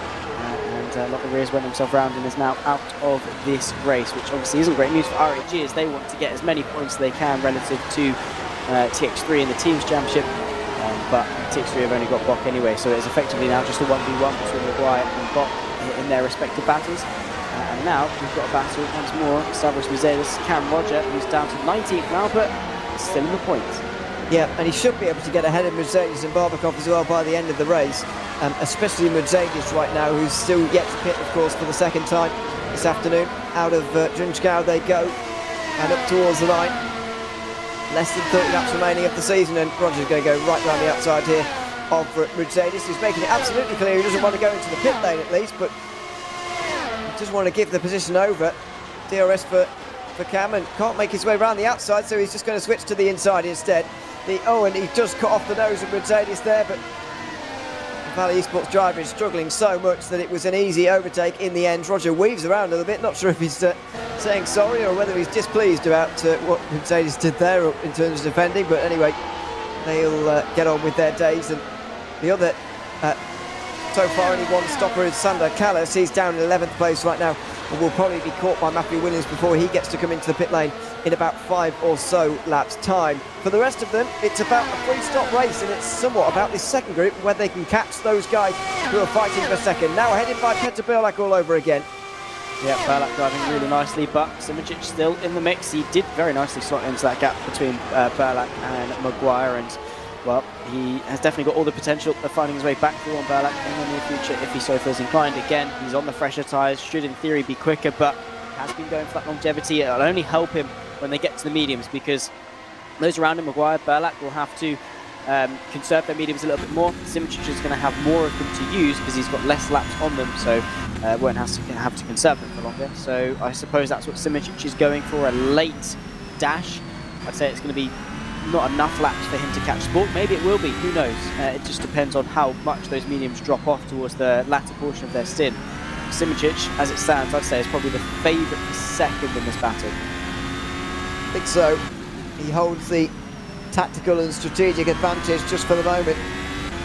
Unfortunately, further back, Jonas Braxton is going to struggle to hang on ahead of David Bodček, and maybe he will finish outside the top 5 all over again for the Hungarian in what's been a difficult season for him overall in terms of race results. Anyway, up towards the line and towards turn 1 as well for the guys fighting for second place.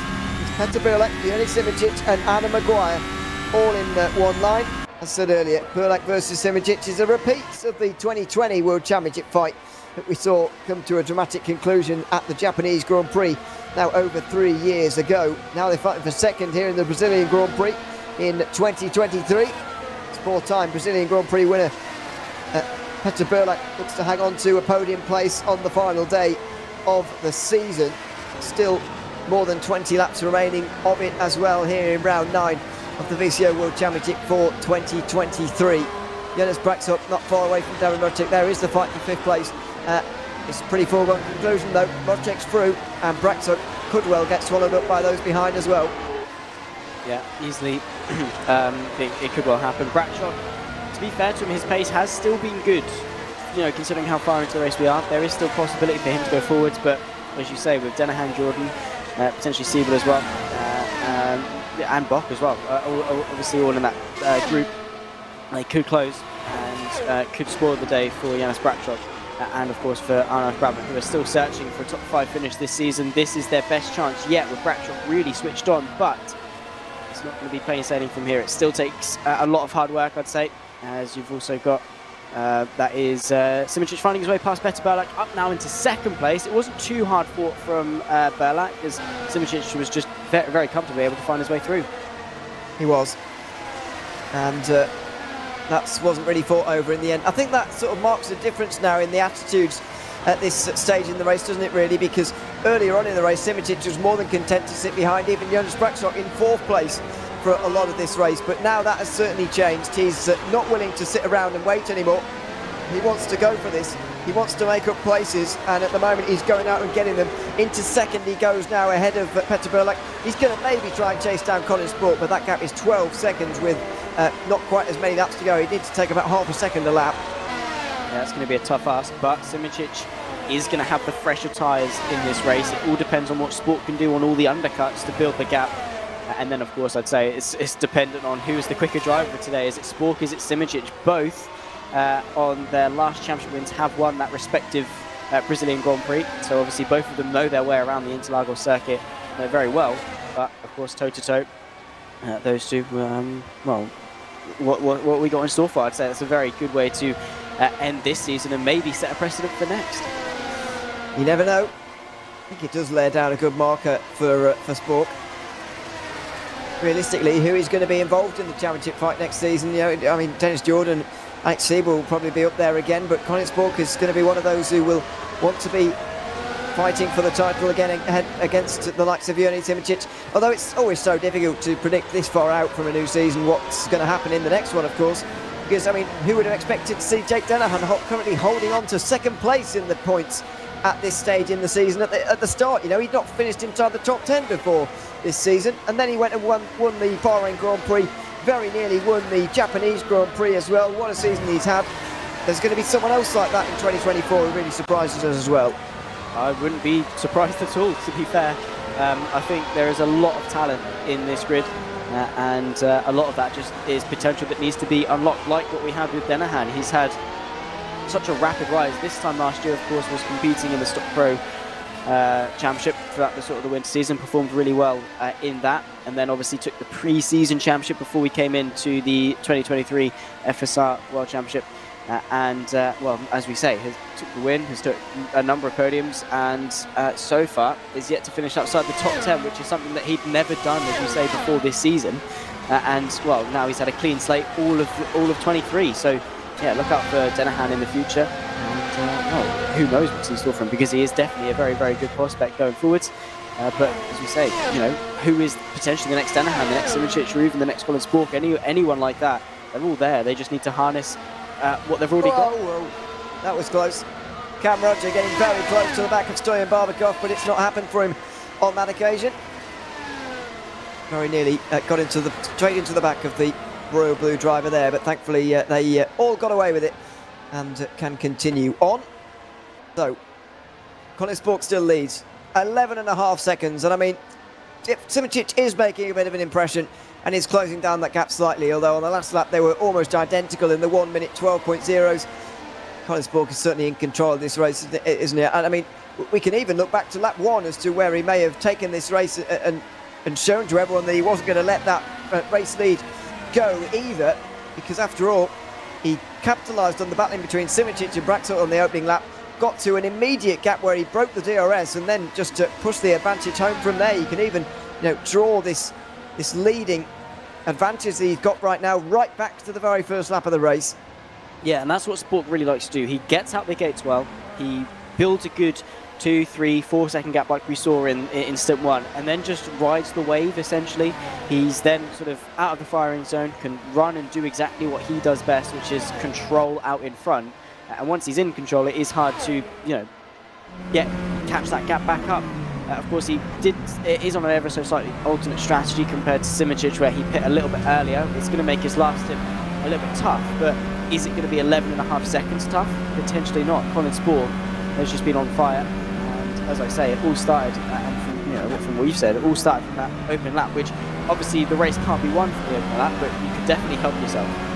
I mean, there is a bit of danger to that, isn't there, as well, with the fact that the mediums will be going off towards the end, because if Simoncic catches Spork in those final laps, then he will be there for the taking, will Colin Spork, but that chance is looking pretty unlikely for the moment. So we ride on board with Spork on the right-hand side, and his car in the main, there with Alpine eSports, using that number 1 for the very last time here this season. 2024, he won't be with the reigning champions number.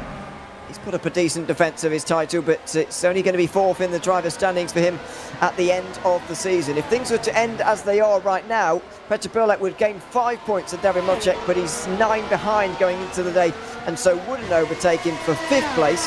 Yannick Bock would look to try and hang on ahead of the likes of Matthew Williams and Jonas Braxuk for his top 10, of course.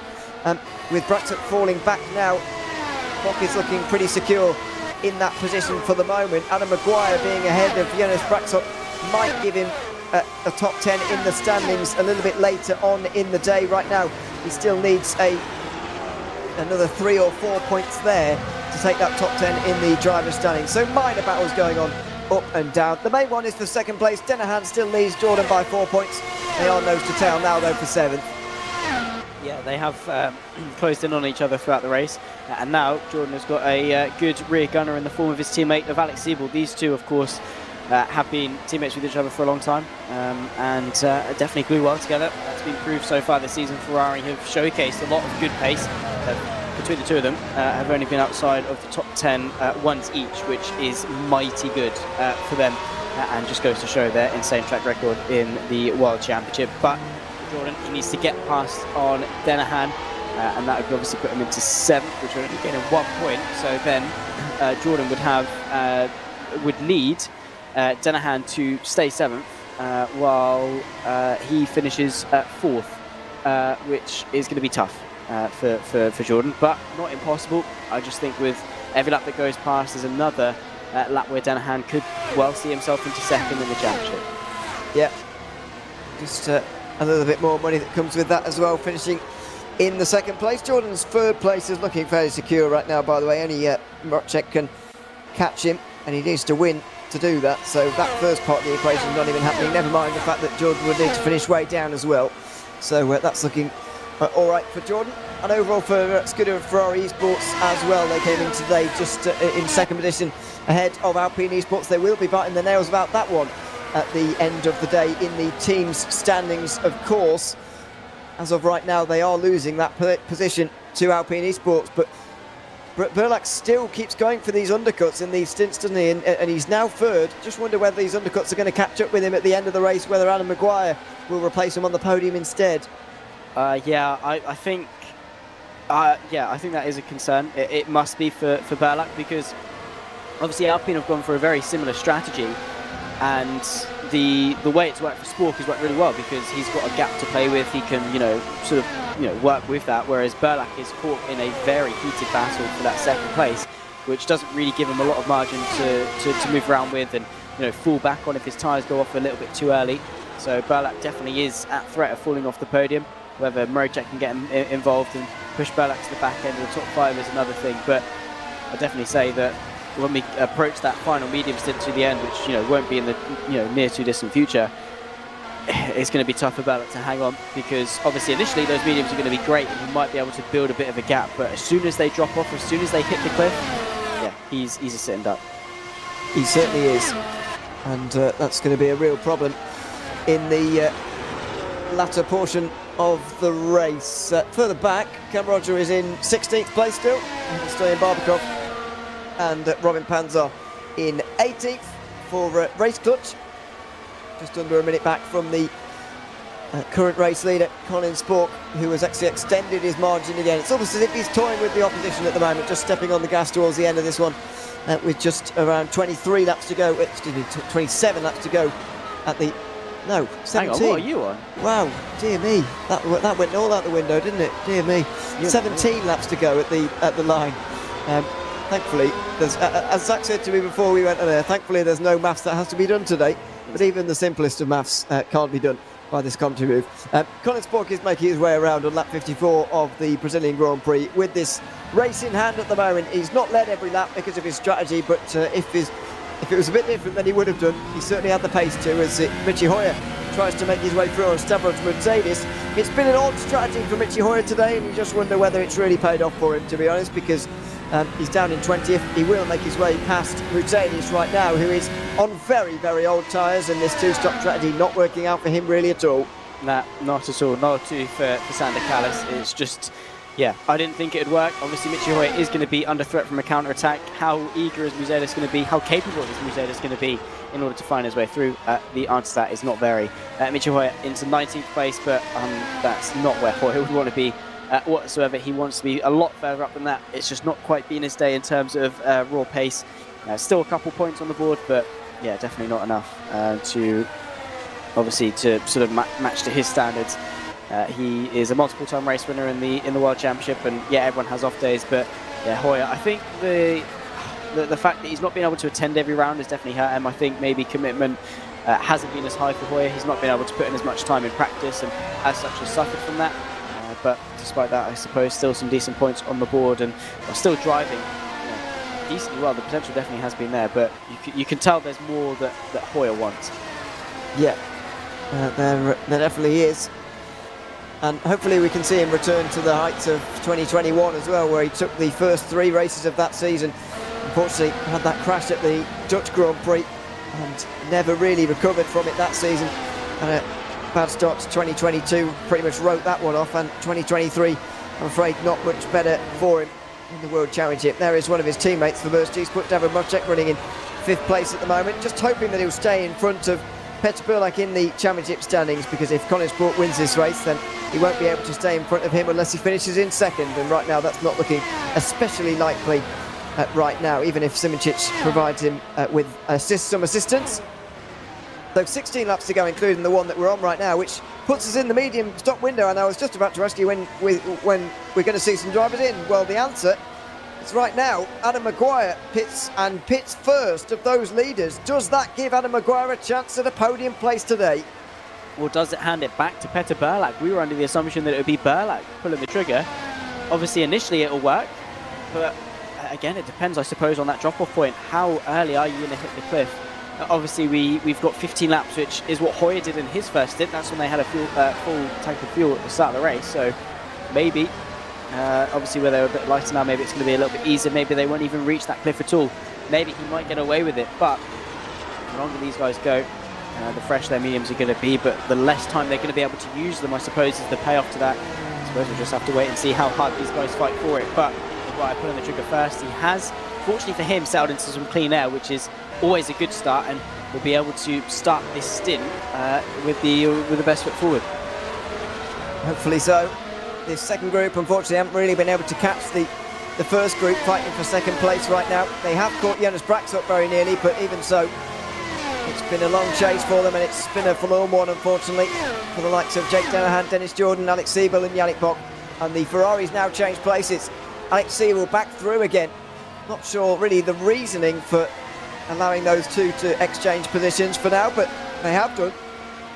And Siebel is now through. I wonder whether that means that Siebel will be in on the next lap, and they want Siebel to come in as the first of the two, so that I guess he maximises his stop. I don't really know, but they have exchanged places for reasons not known to me at the moment. Right now, we'll see where they finish this race in relation to each other. Adam Maguire still in the top 10 after that pit stop for RHE. 15 laps to go as of right now. Is he going to be on the podium at the end of this one? Petter Burlak's surely got to be worried about that, and there's going to be some responses inside the top 5, surely. Well, someone's just posted in the YouTube chat that Adam Maguire's got a drive-through penalty for speeding in the pit lane. So, I'm not sure if that's true or not. I, of course, obviously do trust you in the YouTube chat. We'll obviously wait in the next couple of laps to see if that is the case. But if that is, well, that throws away any chance he had of the podium, and has thrown away all of his efforts for this race alone. Obviously, we'll see in the next coming laps if he does. But that is tough. And, well, an easy mistake to make. Is he coming back in? No, he's not. Not this occasion. There in comes Petter Burlak. And, well, Maguire, as it stands, will stay ahead of him. Danahan and Jordan both in as well. As Burlak leaves, Danahan pulls in, Jordan in and out as well for their medium stint. What is the damage done, and how much work have they got to close that gap back up? And Maguire is straight through on Burlak. Straight through, and will be a long way through as well.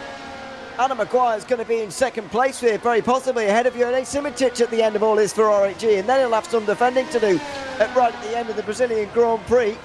But what an undercut this is. He's gone for a compound softer, of course. Everyone's going for the mediums at the end here, and he's also got a few laps on the rest as well in terms of an undercut. In comes Tom Oldemenger and Cam Roger as well to put on the medium tyres for the final time. Everyone you can see on the hards still require a pit stop here, by the way, inside the top 10, and Colin Spork is one of them with 13 to go. Sorry, 13 to go. He comes into the pit lane. Ewan Simoncic stays out for one more, and I don't really see the reasoning for him at the moment. He's just getting undercut horrendously. Yeah, it's, yeah, obviously those fresh mediums, we saw how strong it was on the hards, let alone when you've got some fresh medium tyres at your disposal as well. They warm up quicker, and they're fresher, and obviously softer, I suppose. Well, not necessarily fresher, but they're definitely softer.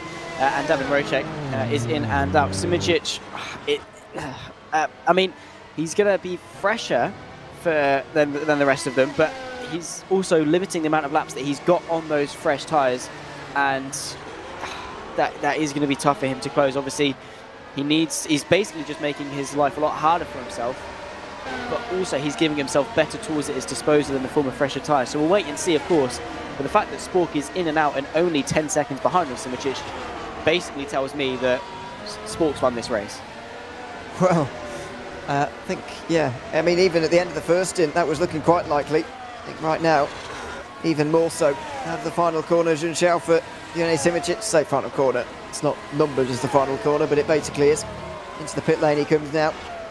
And he, alongside Alex Siebel, will be the final drivers to pit here in the 2023 VCO World Championship. Simičić makes his way down pit lane. And we'll put on those medium tyres as well. It's too early for softs, and there's no point on putting them on either, really. Medium tyres, much better race tyre anyway. And Koningsport will retake the lead. It's going to be not quite by 10 seconds in the end, and it's not going to be an Alpine eSports top 2 either at 1 and 2, because Petter Burlak is out the race all of a sudden. A DNF for Petter Burlak. The Alpine eSports have seen their chances of even a double podium go out the window. It's Adam Maguire who's now going to be second, and Yone Simičić with quite some work to do to get that position back again. Yeah, of course, Maguire has definitely got that drive through. We had Anthony Nickpon tell us, and then also Jan Grankvist in the YouTube chat confirm as his race engineer. So Maguire not going to be keeping that second place, so that gives it to Simičić. Could we see a double burst eSport next few podium in the form of Simičić and Rocek? Quite possibly. I think that's actually quite set in stone, but I do really want to know what's happened to Petter Burlak there. Yeah, Petter Burlak now out of the race, and that means that with 7th place, Alex Siebel would overtake him for 6th place in the point standings at the end of the season. He would need to overtake Jonas Braksuk to manage that. We'll get a replay when we can of Petter Burlak and what's happened to him in a few moments' time. He seems to, well, I'll say replay, it seems to have just disconnected. There's not much to see by the sounds of it, so a DNF for Petter Burlak, and what a shame that was for him. Down outside the top 20 now as Adam Maguire is in the pit lane. Our fears have been realised that he does indeed have a drive-through for speeding. That's such a shame, and what a drive it's been from Maguire, but similar to his teammate of Maguli, basically Maguli was trying to avoid speeding and went out the race, and well, Maguire couldn't quite avoid speeding and is now out of contention in this race. Thankfully it's a shorter drive-through compared to other circuits, but still damaging enough to see him to the back end, maybe even outside of the top 10 by the time he's in and out. Yeah, that is not the way that RHG would have wanted to end this season, but a lot of positives to take out of it. A bittersweet moment for them, I'm sure, in the sense that a lot of potential has been there. They've had a lot of highs, but equally a lot of lows, and learning curves to take going forward, I'm sure. Simičić and Rocek only separated by about half a second or so going into the final 10 laps of this race. Koningsport essentially untouchable out in front. Simičić versus Rocek. Let's see how much leniency these two give each other. Well, you'd imagine quite a lot. I'm not sure which way round they're going to end up finishing here, but they might well give each other quite a lot of room. If Rocek does actually finish in second, by the way, he would hold on to 4th in the driver's standing, so depending on how badly he wants that, he might just ask his teammate to move over, since Simičić doesn't actually need any points for this world title. Going to be a photo finish, whatever happens, I think, for Burst Esport next view. There's not much danger of being caught from behind. Jake Dennehan and Dennis Jordan will fight for 4th place further back, with Jonas Braksuk there as well. Alex Siebel has got Yannick Bock behind him for 7th place as well. Those are going to be the fights to watch throughout the final 10 laps of this race, by the looks of things. Jake Dennehan running in 4th place in what's nearly 10 places gained over the course of the day. He came into today with 4 points over Dennis Jordan. He's going to gain another 2 with this one. It's looking very unlikely that Jordan overtakes Dennehan, though. He's going to need something to go wrong, really, at this stage. But you don't know what can happen in this battle that looks like it's about to commence for 4th place. Yeah, of course, a lot of curveballs can be thrown, but you know, in an ideal situation, this is going to be Dennehan to take 2nd place in the championship, which he very, very much thoroughly deserves. He's been on fire again, not been outside the top 10 all season, a number of podiums throughout, and just all in all a very, very strong championship run for Dennehan. At some points, you know, maybe you'd have even thought he could have taken it to Simičić throughout the season. Of course, that was a monumental task to take on, but you know, the signs were positive early doors. Unfortunately, that's not quite been the case, but he still had a stellar season, and now we get to watch this unfold. Rocek does take Simičić to 2nd and does secure that 4th place in the Drivers' Championship as well. Of course, for Simičić, 2nd or 3rd, it's a podium to round off the season, and he takes the championship either way. So I'm sure he's more than happy to oblige with the potential request from Rocek, just to sort of give his teammate, of course, that they've worked together for so long and have such good chemistry, to secure a decent place in the championship as well. Yep. It's it all makes sense, really. Apparently, by the way, it's a mechanical failure, shifter failure for Petter Burlak, unfortunately. I've just heard from Nick De Silva, so thanks very much for the information there. DNF, though, and what's ended up a disappointing day for Petter. He looks like he will hold on to 6th in the point standings at least, but he would have been hoping for more out of his return to the Formula Sim Racing World Championship. It's not quite the Petter like we saw in 2020, and we haven't really seen the 2020 Petter back again since that great season 3 years ago. And unfortunately, he's just not been able to quite replicate that over the course of the 9 races of this season. Hopefully he comes back stronger in 2024, of course, but at the moment he's down and out of the race, and that's a real shame for him. We'll see what happens in the coming months as Nick Dennehan continues to defend from Dennis Jordan. Down the Desira de Largo they go, and it's going to be Dennehan who leads them into the middle sector for another lap. So through they go into the middle sector, Dennehan leading them, and Jordan just behind. Braxton doesn't look like he'll be able to get involved, actually. Jordan is probably the only one who's going to be able to take this 4th place away. Yeah, and unfortunately it's not going to be enough to see him take 2nd place away in the championship either. He'd need to go on the road for the podium if he was going to do that.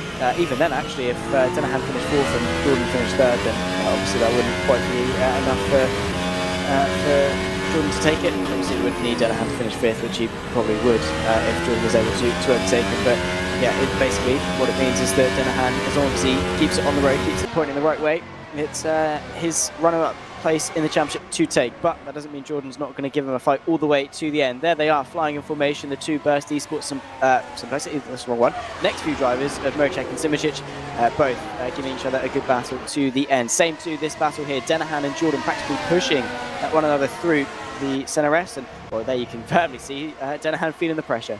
Yeah, it's a lot of pressure heaped upon him at the moment, weaving around on the retroposter there towards the Desira de Largo. He will hang on this lap. They are actually catching the race leader, Colin Sport, which I guess tells you the pace that is still going on back here. And once again, this happens in many races, really, especially in the World Championship, about what could have happened for drivers who qualified quite a long way down in the pack. But in the end, things just didn't work out for them in the race because of that. You know, what would have happened to Dennehan and Jordan if they'd have qualified a bit better? I think they would have been, at the very least, in that conversation for 2nd, maybe even ahead of those guys.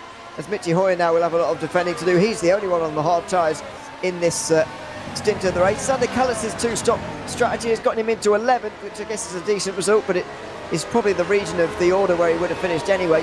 Mitchy Hoyer, unfortunately, is going to have to defend from Sergio Fletcher's Tom Oldermenger and maybe Owen Magogi as well towards the end here, as his alternate strategy gives him something to pay for at the end of this race. That's the disadvantage you get being on the hard tyres at the end. Yeah. And to be fair to Hoyer, considering before the final round of pit stops he was 19th, it has worked out to be decent for him in 12th. So again, not bad points going his way, but still not ending the season in the top 10, and probably still not where Hoyer would aspire to be.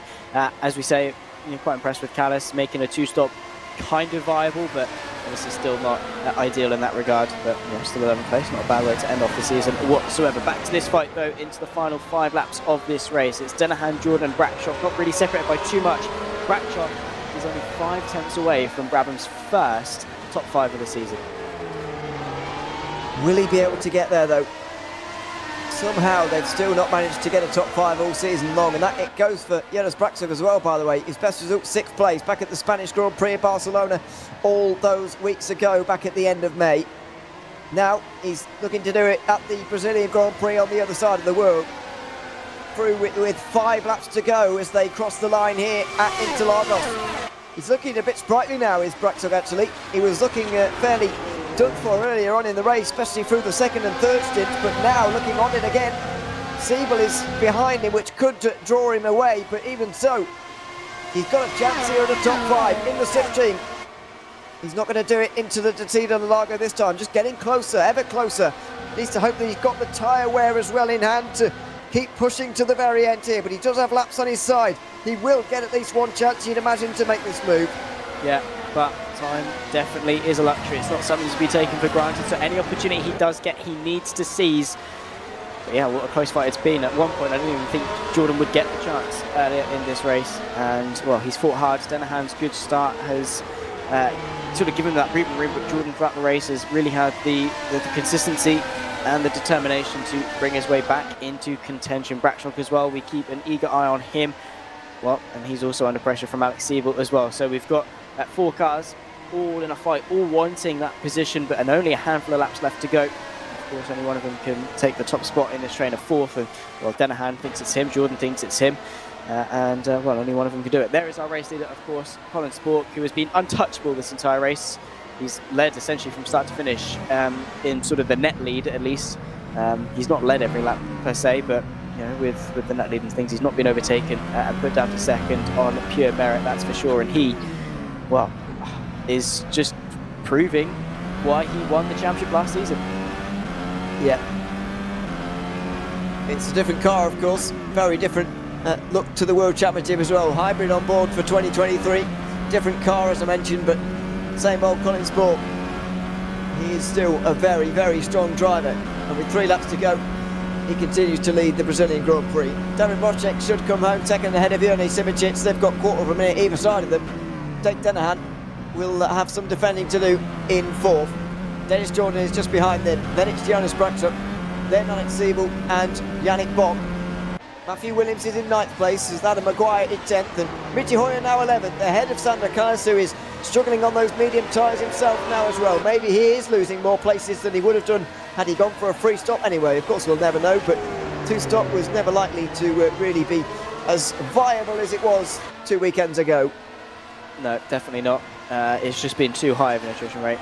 The tyre deck has been sensational. The drop-off points have definitely been there, and the undercut is just too strong. Couple that with a not so short pit lane loss, and a 2-stop seems less and less viable the more points you add to it. But half place for now anyway, obviously with Fletcher and Oldenmenger pending, but despite that, yeah, it's not too bad. It will still be points at the end of the day. It's not been completely abysmal, but definitely could have been better. The important thing for Callis is that he's stuck to his gut, committed to it, because if he changed midway through, it'd have been a lot worse for him. So he potentially knew that it was not quite the right strategy to be on, but he knew that it was a better strategy than going for 2 strategies in 1 race, essentially. So he's going to be able to consolidate the best position possible. And to be fair, he's made it somewhat work, as we say, just not as viable as potentially they would have thought coming into this one. Still very close, but Denahan, I think, just able to keep the rest of them at an arm's length at bay, just so much that he's not really under pressure going into turn 1. No, well, he's certainly not on this occasion. Lap 70 begins, and you just wonder where the moves are going to come from now. You would have thought that there would have been at least an attempt from someone at this stage in the race, but no. Alex Siebel is the only one on the move. He's through on Jonas Brackstock. Up to 6th place now is Alex Siebel. That will be 15 points for him, and that would lift him ahead of Peter Perlak in the order. So Alex Siebel at the moment is going to move into 6th place in the driver's standings for the season. In fact, he was fine in the position that he was in, actually, I should say. Got the maths wrong. Surprise, surprise. So, how many laps left, Ewan? Oh, God knows. I don't know. Thankfully, though, it's below 10, so I can use my fingers for that one. I can work it out. Well, I can, even if it's above 10, so it's fine. Nice. Siebel, though, up to 6th place. It will be the final lap now of the World Championship for 2023. Colin Spork seems to have been playing with everyone throughout this race, to be honest, because the gap has fluctuated quite a lot. He's decided that it should be more than quarter of a minute. He's pushed it out to 17 seconds just because he does what he likes in this race, clearly. Yeah, he's just that guy. Fair play to him. It's, yeah, incredible to see this man sort of just on his day. And to be fair, he has a lot of them in terms of not only this season, but just in his whole career as well. He is just insanely fast. And once he's in his groove, once he's settled, it's good to go. He's already won a championship. How many more are to come for Colin Spork? He's not got that long left in order to consolidate it. It's been a mighty season, riddled with a little bit of bad luck, but he's about to take his 3rd win, which matches Simicic's title winning amount. So Colin Spork has definitely had the highs. He's also had the lows, unfortunately, as well. 2024, though, he's going to have all eyes set. Through the final corner of the season for Colin Spork. It's maybe not his crowning moment that he was hoping for in 2023, but it's a nice consolation prize as Colin Spork wins the Brazilian Grand Prix in the final race of the 2023 season. David Wojciech's going to finish 2nd ahead of the 2023 VCO World Champion in Formula Sim Racing. It's Jurnej Simicic who takes his 4th title, and Bursty Sport Next View, the team's champions for 2023 as well. A photo finish for the team over the line. What a moment for them. What a moment for Simicic as his 4th title becomes confirmed in 2023. Over the line for the Ferrari boys as well. They're 5th and 6th. Alex Siebel does indeed hang on ahead of Jonas Blackstock in the end. As the season draws to a close, the Brazilian Grand Prix complete. Jonas Simicic, same old story. He's on top all over again. What a season, and what a race as well to round it off on. Again, not really much at stake with both drivers and team standings being wrapped up, but all in all, that was fantastic. The strategy at play, the racing that was at play was nothing short of fantastic. And 9 rounds this season, all 9 of them have been on top form. We've had highs, we've had lows, and we've had drama in between. Cam Roger as well was going to be able to end the season off, albeit sort of last of those that finished on the lead lap in 17th, but still points in his World Championship race. But yeah, not a bad way to round off the season. I'm looking forward to next. Absolutely, we are. It's a long way away, and we'll chat about that later on. But yes, 2023 complete for the VCO World Championship in this season. And that was the final race, the Brazilian Grand Prix. And after 71 laps, it was Colin Spork who ended up taking the race win by just over a quarter of a minute. Here are your race results. Darren Moschek and Jonas Simicic join him on the podium. Jake Dennehan and Dennis Jordan join them inside the top 5. Alex Siebel moves up to 6th in the standings with a 6th place. It's Jonas Blackstock who finishes 7th ahead of Yannick Bock, Matthew Williams and Adam Maguire who round out the top 10. In 11th place, it's Michi Hoyer in the end, who managed to stay in that position ahead of the likes of Sergio Fletcher, Tom Aldermenger and Owen McGorgy, who were all challenging him. Sander Kallis' alternate strategy got him 15th, better Stoyan Barbakov. Cam Roger got 4 points for the first time this season in the World Championship. Robin Panzol retired on the final lap. Stavros Mercedes and Kostas Van Vukas got lapped at some point along the way in the race. Thomas Schmidt, on his World Championship debut, finished 2 laps down, with Petter Burlak, Zolk Zooks, Martin Mergli, Giordano Valeriano and Mika Hakimi rounding out the retirements from the final race of the season. Well, that's it for the Brazilian Grand Prix. A good end to the season in 2023. And now eyes will turn to the next season, of course. For Colin Spork, it's about laying a marker down, and that's what he certainly did throughout this race. Hopefully we'll be able to speak to him before too long, and he will join us in the commentary booth when he can. But what a drive from him, Zach. I mean, completely dominated today. It wasn't just like laying a marker down with a late pass and a debatable win. There was no debate about any of that today. No, not at all. It was just exactly what we expect from Colin Spork, I suppose. As soon as he's in his rhythm, as soon as he's found his flow, and essentially when he has a good lap 1, you know that you're in trouble. Colin Spork got out the gates well. Obviously, I did have a little bit of doubt with his first stint being only 17 laps long compared to Simicic. I think he went to sort of lap 20 or whatever, but all in all, yeah, Spork, despite that faster but shorter first stint, he managed to hold on to it and still have some pace at the end to grow the gap to whatever it was in the end, 16, 17 seconds. So, yeah, he was just on fire today, but it's not quite been his overall season. He's had a lot of highs, but as I say, a lot of lows as well. So I'm sure he's going to be looking to bounce back for 24 and maybe give it a good stab at another championship. Again, he's already taken one and he's got many, many more years in his sim racing career to go. So there's a lot of prospects on the future for Colin Spork, and already he's so strong. And well, that's without all the experience that you get from sim racing. He's got a lot more to learn, and well, it's quite scary. He has got a lot more to learn. Certainly. Let's have a look at where we've been over the course of 2023 as well. We are now complete, starting all the way back at the Bahrain Grand Prix in the middle of May, of course. Feels like maybe a shorter season than some gone past. 9 rounds, of course, which is the shortest ever, but over the course of only 5 months as well. Went to Barcelona after that, then the Canadian Grand Prix for round number 3. And that's where, unfortunately, one of Colin Spork's 2 DNFs came over the course of this season. Next 3 races went a bit better for him, and it's been a good end to the season for him as well. And Colin Spork does now join us in the commentary booth. We can now hear him as well, which is good. Welcome in, Colin. Good to have you with us. Ending off the season with a race win, and it wasn't even very close at the end either. What was your mindset like going into this race in terms of your aspirations, given that everything was sort of settled in both teams and drivers as well? Prove a point, I guess. That was what I wanted to do. Season has not gone my way, but I think in the races that have gone my way, I prove the point, I'd say. So well, of course, congrats to Journey on winning the championship last race. Same for Jake on getting P2 as such a young guy. That's a good thing. Reminds me of myself last season, so I'm happy for him as well.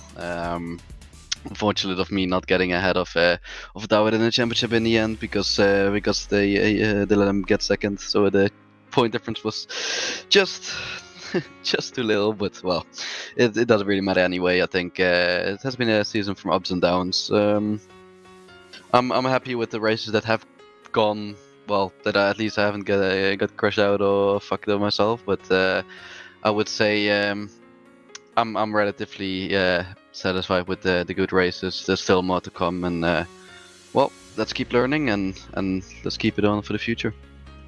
Proving a point very well as you mentioned there, but does it not make you a little bit disappointed in sort of the rest of the season? Whereas, you know, it's of course been a great season from Journey Simincic once again to take his 4th world title, but you know, it wasn't quite the same season for you that you had in 2022. I think it's fair to say. Does that not make you a little bit frustrated that you realise now, you know, you had the pace to be up there every race, but and possibly be challenging for race wins every time, but unfortunately you weren't quite able to do it every time?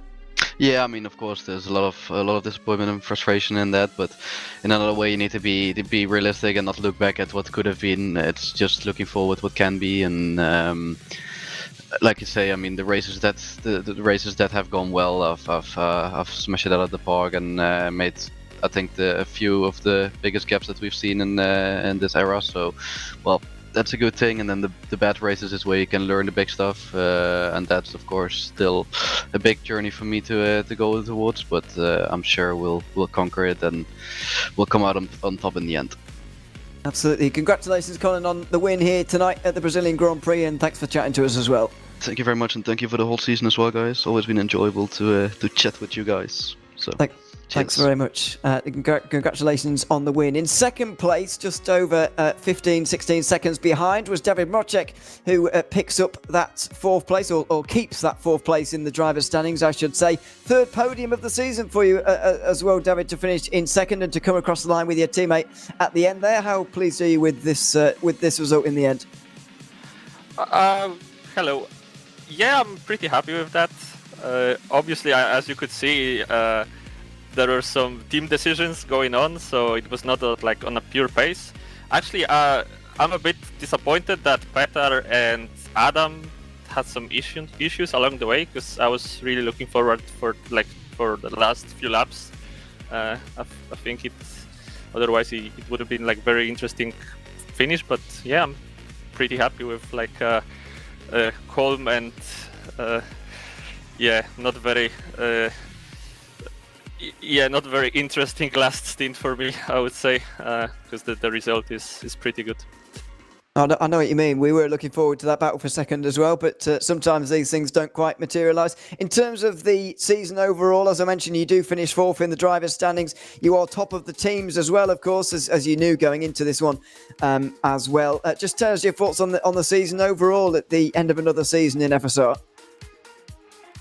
I think the season, to be honest, was amazing. Like the level of driving was really high, so I'm really pleased and honored to be in 4th place at the end of such a competitive season. So yeah, the season was amazing, and also thanks to you guys for doing like a really solid job as a commentators, and to Cass Richfeld and Cameron for organizing the whole thing. I think it was really good. Thanks very much, and congratulations on your best championship finish to date so far. David, congratulations on second tonight, and thanks for chatting to us as well. Thank you. Thanks very much. And your teammate Journey Simincic also joins us now from Burst Esport, also teams champion, but more important for you individually, Journey drivers champion as well, now official, I guess, at the end of 2023. How was that race for you? I mean, it was, I guess, in the last stint very similar to David's, in that you two were just driving on your own in the end because of the problems for Adam Maguire and Petter Burlak in the end. But how do you think those sort of last laps would have gone? How do you think those fights would have gone in the last stint without those problems? Because you did seem to be pitting late quite a lot and getting undercut quite often, having to make those overtakes again in the early points of some of these stints. It would have been a very crazy last stint for sure. As David said, I was somehow able to always extend a little bit. I was prepared to sacrifice a position, maybe two, and then have better tires. It was about to be pretty difficult because there is shared pit box, and the lap when David was about to pit, it would be the lap where I should pit not to lose two positions, because in the middle of the race it's fine to lose two positions, but for the last stint I preferred maybe just to lose one position and strike back with just one overtake. And then suddenly Peter had a problem, and then suddenly Adam had a problem, and probably David and I would have freshest tires, or surely we would have freshest tires, and then we would hunt them down and have crazy battles. But I guess we will need to wait for next season for that. Absolutely. I mean, it's your fourth world title now, confirmed officially, even though you knew that it was going to happen anyway at the end of the Japanese Grand Prix. Where does this one rank in relation to all the others? Now, you obviously lost the title in 2022 by not racing, and of course you've had that streak of 3 before. Where does this one rank in relation to them? I had that question asked before for a FSR video that's I think coming up. I think the first one, 2019, would be the best, and then this one would be the second. But it's a close second because we didn't really take it flat out from the start. We didn't expect it to be that high level, but Alpine eSports and also Ferrari eSports had much improved results after some races. So we knew that if we keep our performance, we would lose the P1. So we needed to step up at Monza and really have a huge fight back with some really good quali laps and race performances. So it was a very, very nice season. Absolutely, it was. Congratulations on another title here, Yone, and thanks very much for coming to chat to us at the end of the season as well. Thank you, guys. Thanks very much. Yone Simicic, the 2023 Formula Sim Racing VCO World Champion for another year, for the fourth time, in fact. We do have one final special interview as well. We normally just chat to the podium drivers, but we knew that we'd have to add Cam Rogers to that list because he wasn't going to get a podium. He joins us now. He's done what I need to... I need to say that because I was going to be nice to you and say congratulations on 17th place. Your first points of the season, Cam. Let's just talk briefly about your race before we go any further and into any more deeper discussions about next year, beyond, and all that kind of thing. How was your race overall? 17th for you at the end. Decent start. Got in the train, but then I just don't have the pace of some of these guys. Even the pro guys, I'm not right at the top of pro, so like Sergio and Tom just pulled away. But I think this is still one of the better results I've had in my WC appearances. But certainly a tricky race. That these guys are just so good. Not the top 10 I think you managed in 2021, or nearly managed, or whenever it was. But anyway, we'll move past that. We'll move on from driving. You've of course been president back again for and organising and doing things at the end of 2023 for the final few rounds as well. Just tell us a bit about that and what's to come in the future. Well, obviously a big shout out to Cas Rietveld. He got the season started. He took over, as everyone knows. At the end of 22, I was pretty burnt out. So he took over, and to be honest, he set up an amazing championship. The whole reason why we had the great battles that we did, and the car and the tracks and everything, that was all because of him and the administration that he put together. Obviously, it's a difficult job being president, so I started taking over tasks and got to a point where I was basically doing all the main jobs anyway. So we swapped over officially. And then we're going to see what's going to happen for 24. Plans are already well underway. So it won't be too long before information's out on that one. Obviously, this season finished a little bit later than some of the previous ones. So definitely information is soon to be released. And I'm really excited, actually. This year's just given me it's got my creativity back for the league, to be honest. And announcements coming, I guess, to Discord and social media and all that stuff. Yeah, mainly Discord and the forums, and obviously we'll get onto the social media stuff as well a little bit. So the Facebook, the old Twitter or X, and whatnot. So all that stuff will on Instagram, of course, for the FSR. Yeah, keep an eye on all of that stuff if you want to keep up with the announcements, because 2024 is a month and a half away, is it 2 months and a half away, realistically, and FSO will be back again for 2024. Maths has not been good for me today, by the way. I know you won't have been listening, Cam, but it's been an absolute disaster. Anyway, thanks very much for coming to chat to us again, and congratulations on your traditional Interlagos performance in the World Championship. Cheers, guys, and of course, I know I was in the commentary box as well, but also to VCO for the broadcast. It's been a great spectacle, and us three have enjoyed being in the commentary booth. We certainly have. A big thank you from us. That is it, though, from the 2023 VCO World Championship here in Formula Sim Racing. Round 9 at Brazil is now complete, and Colin Spork lays down a marker for 2024 and the years to come to show that he is not gone just yet, despite his relatively poor, by his standards, 2023 season. That will do it, though, for the 9 rounds and indeed the broadcast for this season. A big thank you to everyone who's been involved in the broadcast, and thank you for letting me spoil them by talking on them as well for most of them. I've been Ewan O'Leary alongside Zach Sweeney. Cam Rogers has been with us for some of the races as well in the broadcast. Daniel Costello has been doing the broadcast and pushing the buttons behind the scenes as well in the production room. For now, though, from all of us here at Formula Sim Racing, until we see you again in 2024, it's goodbye for now.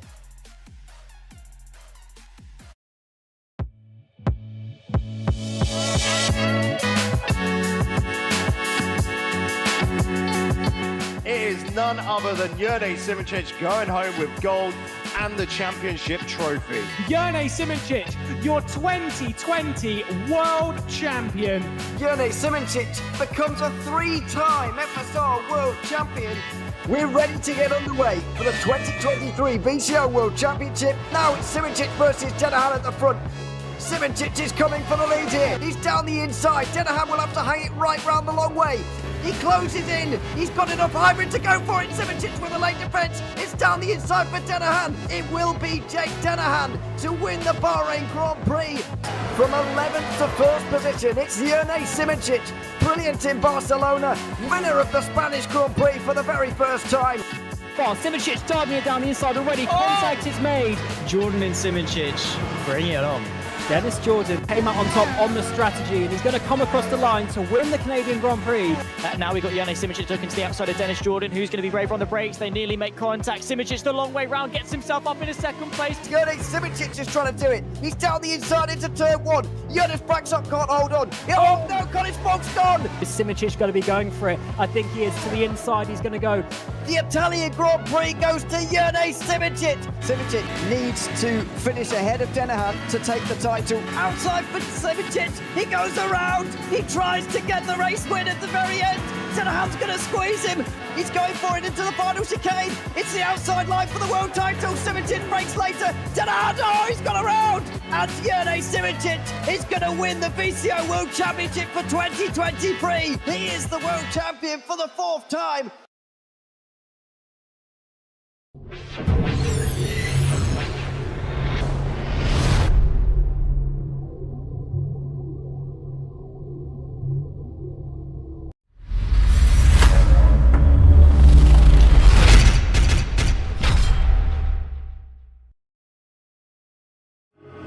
Hello, I'm Jack Nichols, and welcome to Highlight.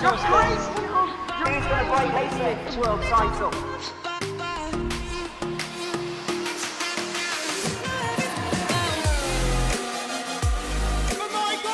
Oh, he's done it! Look at these two go! Itchy Hoy is going to do it! His first victory!